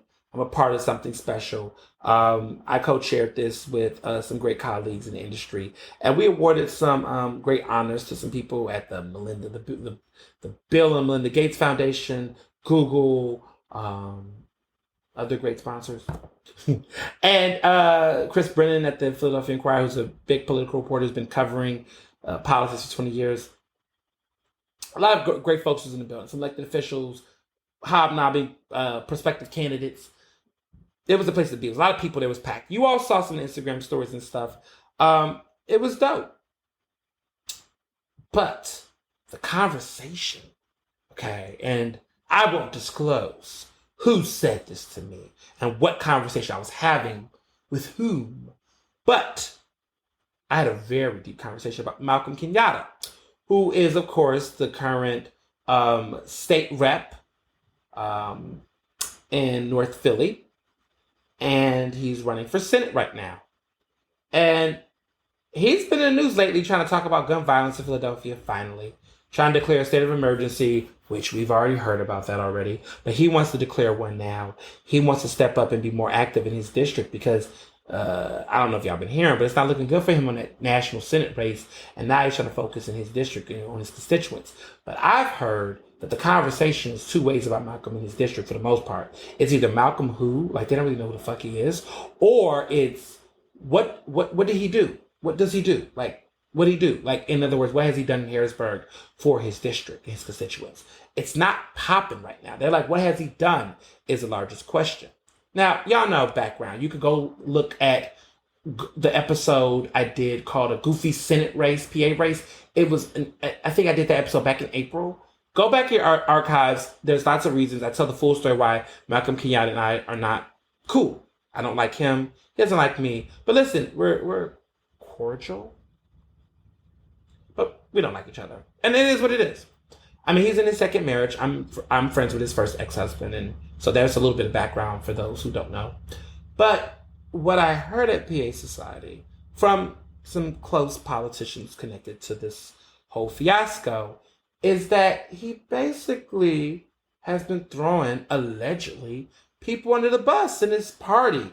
There's a lot of confusion. People have been trying to talk him out of getting out of the race. Apparently, he will not get out the race. They need them. So what I've heard is that they need Malcolm Kenyatta to get the fuck out the race because it's getting serious. John Fetterman, who I'm actually in favor of right now, as the viable winner, he's got money, like over $10 million. He's got tons of individual donors. He got there's at least one, but there's more donors from every county in the Commonwealth of Pennsylvania has donated to him. He's got money all over Pennsylvania. He is crushing it. He's killing the fucking game. And he's getting hell of money. And he's got this radical look in the approach to him. Okay. He is the front runner. He's the highest fundraising independent candidate, senatorial candidate right now in the country. Like, John Fetterman is not playing any fucking games. He is getting money. Okay? And Malcolm only has like about $500,000. He has less than $1 million. And they said in order to run a Senate race to have some credibility, you need to at least have about $1 million. He don't even have half of that. I mean, roughly half of that. His team is mostly from the Working Families Party, even though he's an ass-kissing establishment Democrat. He was kissing Hillary's ass in 2016, Biden's ass in 2020. The boy has been all over the place. Well, there was speculation that another senator, but this is State Senator Sharif Street, was supposed to run for that seat. There is rumors that Sharif Street is exploring a congressional seat against Brendan Boyle if the maps redistricting comes out the way he plans, which it looks like it is going to. So he is going to run for. He's going to run for Congress. That's the word of the street. He'll announce in January. What I've heard from my sources is that allegedly the plan was that Sharif was going to run for Senate. Malcolm was going to, fall back. Malcolm decided to, upfront that, decided to run for Senate. There was a little tussle. There was some words. There was some beef. Well, they were like, cool, whatever. Since then, they've been chill. I've heard that a lot of people supported Malcolm when he ran for state rep back in 2018. A lot of those people are not supporting him for Senate and are really over him now. Apparently, the whole narrative around what allegedly inspired Street to support him, which is what I heard from close sources, was that he wanted to make the point that the black community in North Philadelphia was not homophobic and they could elect an openly black gay man. Well, I have said to people who've said the same thing to me that, well, he didn't win because he was gay. He won because he was the cousin of the incumbent, which is Curtis Thomas, which was the state rep who had that seat for nearly 35 years. Nepotism overrides everything in this motherfucking town. Nepotism of money. Malcolm was the cousin. He basically they allegedly, kind of pushed that senior citizen out of that seat, which, to be clear, he needed to go. Because for a long time, there was a man named Kenneth Walker who wanted that seat. But Malcolm wanted that seat. He was ambitious. After Hillary happened and he didn't get the Hillary thing, he was depressed, according to his ex-husband. See, I have my sources. He was broken downtrodden after Sherry Cohen lost because he thought that was going to be his meal ticket in. Then when Sherry Cohen lost, he was heartbroken by that. He ran for, delegate for Hillary, did all that ass kissing, up fronting, showboating, all that shit. Hillary loses. He's down the peg. So he runs for state rep.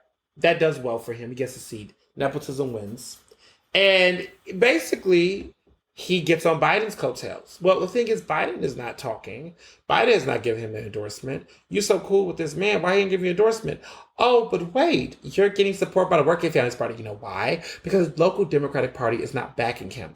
The only people that's backing him are like a bunch of these like newly elected folks. Isaiah Thomas, Jamie Gauthier, Catherine Gilmore Richardson. He's not getting, and then some people who've disappointed me, like Donna Bullock. I'm disappointed in Donna Bullock for endorsing him. I think she knows that already. We know each other. She went to my wedding. I'm disappointed that she endorsed him. What a dumb decision. But a couple of them have endorsed him because they feel sorry for the poor kid. They know he's going to lose. They're not going to endorse Fetterman. But there's been a new person who's arrived named Connor Lamb. Dun dun dun dun! White moderate to the rescue. Connor Lamb, okay, who is a United States representative. He's a congressman, okay? He just got elected, recently. He is a Penn alum, okay? He went to Penn in 2016 for undergrad. He got his law degree in 2009. So he's a fellow Quaker. And Malcolm is a Temple out. So Connor Lamb's interesting. He's had the seat since 2018. So he's been in Congress for about, 3 years? Well, that was the midterm election where, he shook up some shit. He's now running for Senate. And everybody's trying to get on that Connor Lamb train because he is the ideal moderate, right? He's Catholic. He's popular. He's running for Senate.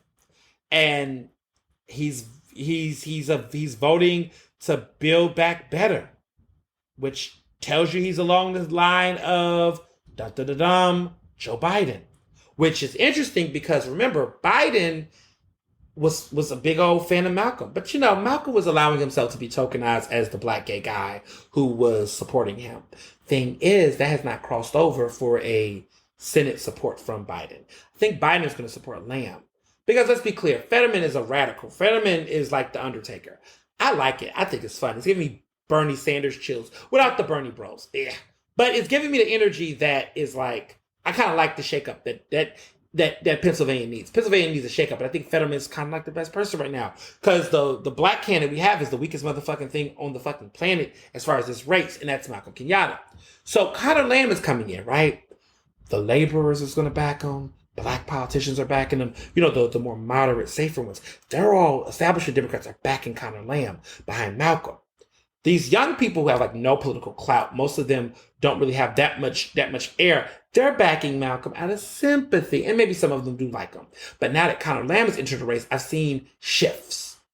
So I don't know. The reality is that they need to they want Malcolm out this fucking race. They don't want him in this race. He's still picking up some endorsements from some PACs and some C4s that are like liking him. And he's doing some stuff with Gloria Steinem and things and chats. And he's got the social media thing going for him. And he's telling people he's got star power. Well, where is the star fucking power money? Okay, going to LA with Lee Daniels is not a fundraiser. It's not happening. And in my opinion, I have to keep it frank because I can't help myself. But when you are running a race that you can no longer win, you as a candidate, right? That's no longer a campaign. That's now a fucking grift. At this point, he should drop out the race. If the Democrats really want, the establishment Democrats really want to push Conor Lamb and get a moderate elected at the primary, Malcolm has to get the fuck out the race. He needs to get out the race and get information. Otherwise, Conor Lamb is not going to get as much support as he needs to corral the Dems to push him forward against the old mighty Fetterman. As long as Malcolm is in the race, he makes it look like they have options. You're a non-motherfucking factor, but you're a distraction. And a distraction will hurt. We saw that happen in 2016. History can repeat itself again. We see this happen where there will be a distraction, like Joe Stein or Bernie to a certain extent. Like there's distractions. And it's like maybe there's momentum and maybe there could be a win and maybe there could be this and that. But sometimes you just have to read the fucking room. Sometimes you just have to look at what's happening and you have to act accordingly. Because right now we're in the middle of life or death when it comes to Harrisburg and when it comes to the Senate and when it comes to this damn blue-ish state. It can all turn red again based on what the fuck happens at this primary. Because if Fetterman gets it, who knows what can happen. But I will tell you right now, this infighting with the party needs to hurry up. And they waited too long. They should have got Malcolm out a long time ago. They should have been put Conor Lamb up. They should have made this a Conor Lamb versus Fetterman debate. It won't be down to two white men. Let's be clear. I didn't even mention other women, Val, or these people are not viable candidates. Malcolm is only in the conversation because he is this public figure of sorts within the party. He's in Philadelphia. He's the only Philadelphia candidate coming out. So by default, he has attention, but the attention is not translated to money. And so at this point, it's like, why are you raising all this money? Because you what are you doing? Here's what I think could happen. And here's what I think knows could happen. He keeps running. And out of spite, the party will run somebody against him in this district.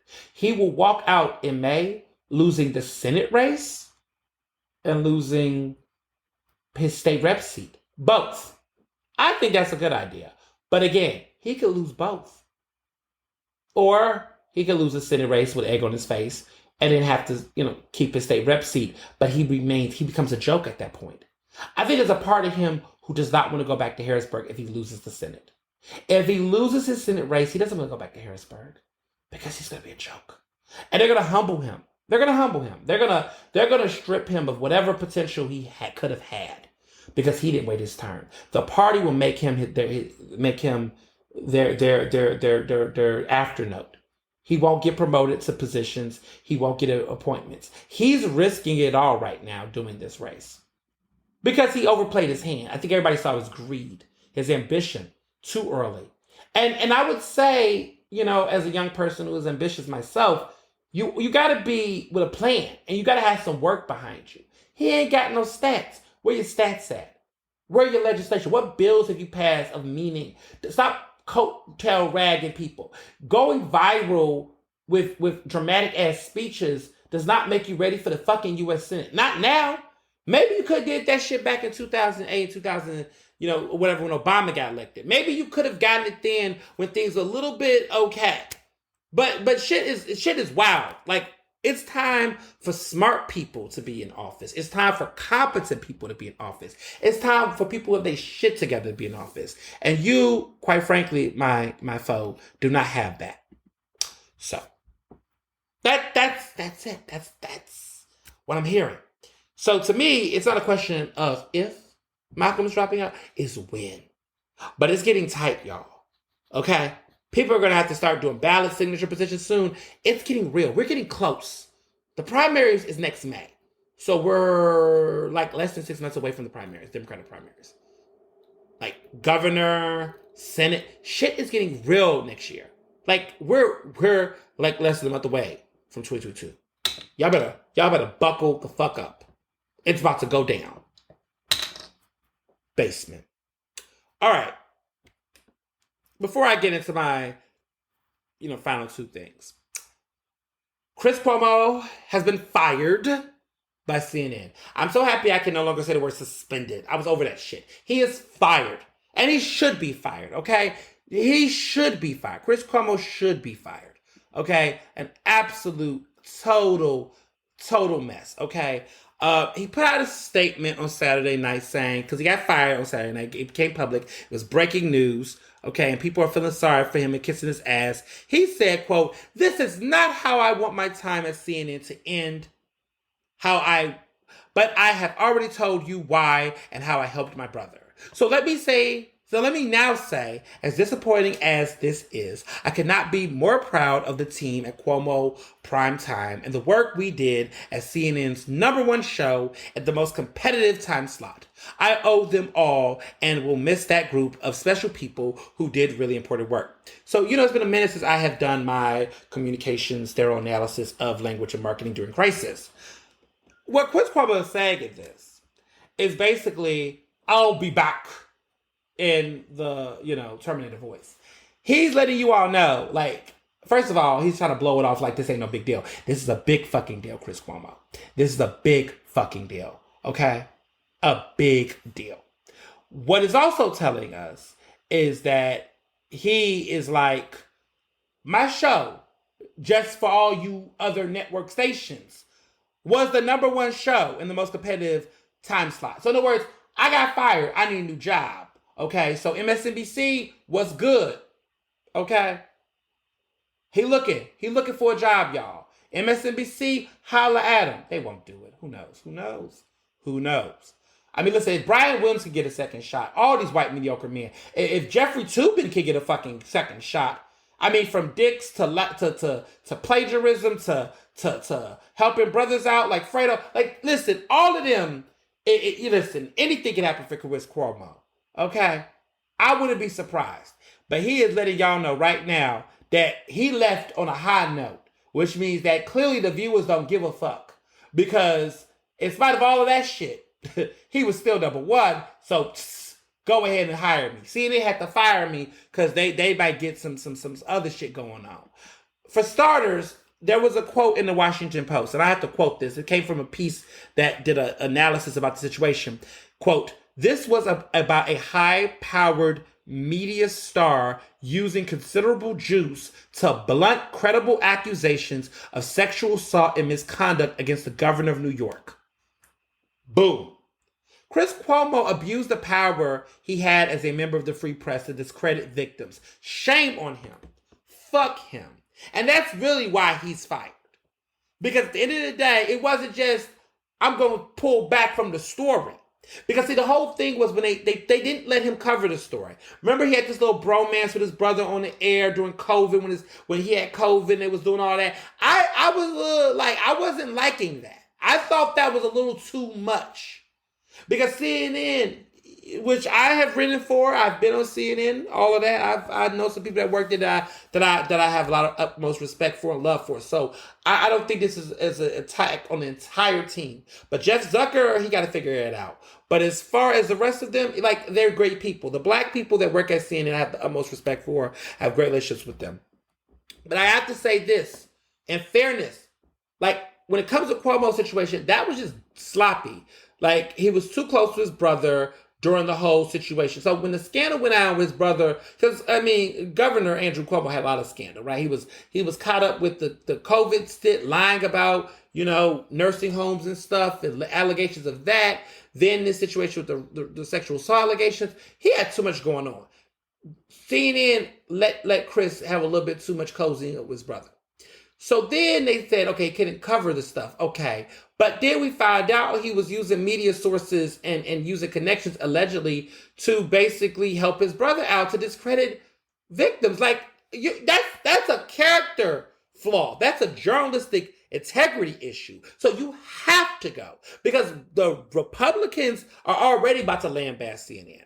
But it's there's no room for this type of fuckery. But what it shows you time and time again is that whether it's a Democratic Party or the Republican Party, they're both fucked up. Like, I hate both of these parties. I don't like either party. Like, I don't even use Democrat anymore. I don't even walk around and say I'm a Democrat.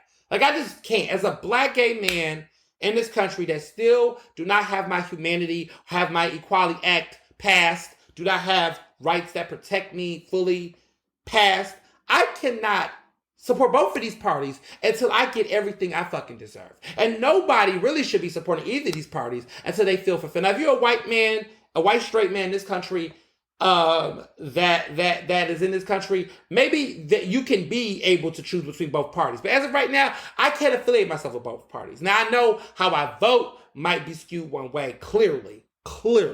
But I'm never going to claim or wave no donkey flag because of the shit that we're dealing with right now. It's just every time. I can't. They're both fucked up. So I'm just disappointed in him.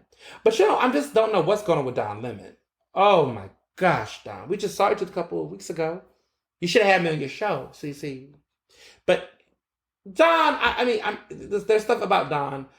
There's those sexual harassment allegations or something like that, which has been felonious bullshit, to be clear. It's been discredited. I mean, the man this is a white straight guy who, based on reported information that's public, was obsessed with Don in weird ways, like giving him lemon drops to apparently drinks that had lemon in it to get his attention, like tried to talk to him and asked him questions. Apparently from Lemon's lawyers said that he was just basically pressed, and then tried to make this allegation that Don exposed himself to him. And it's like, bro, but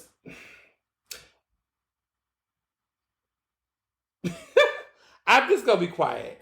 I was gonna say, this white be like, why would Don want you? But then I was like, Don is married to a white man, so let me stop. But no, I don't think Don did this. I don't think this is true. I think this is just a situation where this is an obsessed man. And I even said he had a history on social media of bashing CNN and things like that. It seemed like this is a guy who'd been thirsting for some attention. He was outside of the man's house in photos, laying on the floor. I mean, this guy has no credibility. But of course, Fox News has been running with it and trying to interview the guy and give him a space because now they're in war. Because CNN was talking, people was throwing shots at Fox News, so Fox News tried to throw shots at CNN. The networks are having war. But, Fox News got to do what they got to do because they used to be hot. But all that and those news companies and networks and all that, America One, all them crazy ass TV stations coming at Fox News and the ratings, it's like, what's going on? Its popularity is slipping because a lot of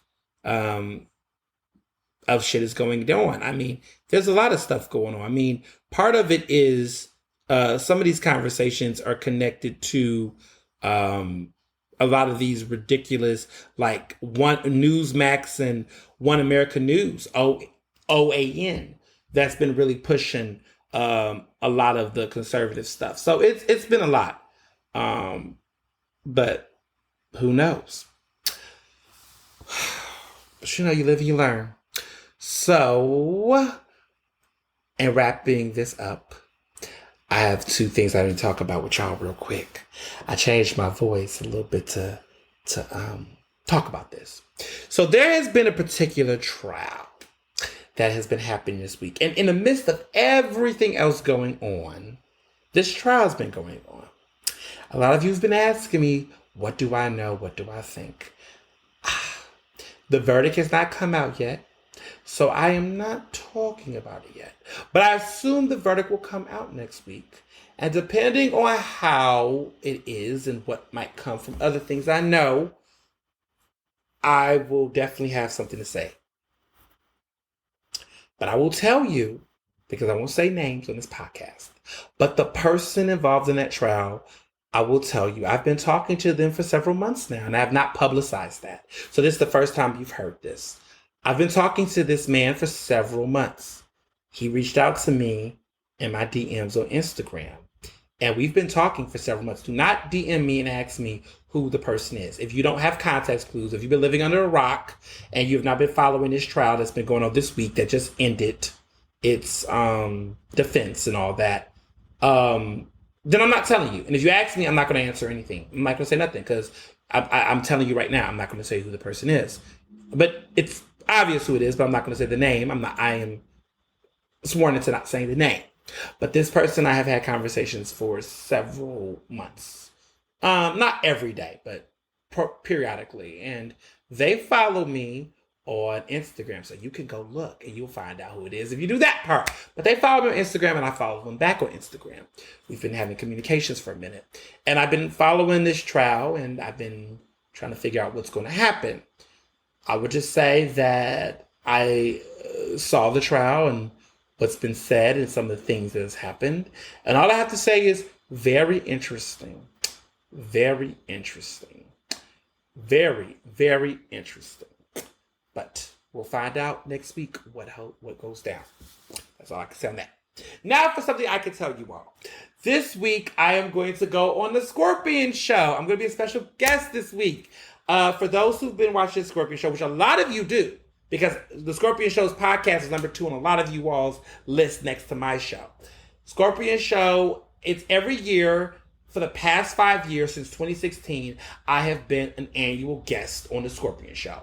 And normally it's around election time or the summer or something, but I've been coming on their show since 2016, ever since the whole Janet Jackson, Justin Timberlake Twitter beef and fiasco started. And ever since then, they've had me on, and you all have loved when I've gone on that show. And Kevin and Mikkel are Philly. They're in Philly. Kevin does not live that far from where I live. Now he was living in the north. Now he came to west. So he doesn't live that far. We actually live in the same, neighborhood and area. So I can literally walk over to where he lives. That's how kind of close he is to me. So I look forward to popping a bottle, going on the set, talking about the latest topics. I don't know. Maybe we'll end up talking about the trial. Who knows? But we're going to have some conversations. And I'm excited to connect with them and have conversations with them and catch up with Kevin and just talk about the topics. He's so dope and Mikkel is great. And it's just going to be super exciting to be back on there. Because the listeners love it. You all love it. So I will be on taping. So that's going to be juicy. And I love how you all go crazy about when I come on and talk about it. So looking forward to that. Looking forward to a lot of other things. Next week's going to be so fun. Some big stuff on the horizons. As always, stay tuned. And have a great holiday season. Get boosted. And until next time, always be great, be well, and always be best. Ernestly Speaking is recorded in Philadelphia, Pennsylvania, and can be found on Apple Podcasts, Google Podcasts, Spotify, and SoundCloud. To stay up to date with the latest on the show, follow me on Facebook, Twitter, and Instagram at Mr. Ernest Owens. Use the hashtag Ernestly Speaking to tell me what you thought about this episode, and check out my website at ernestowens.com.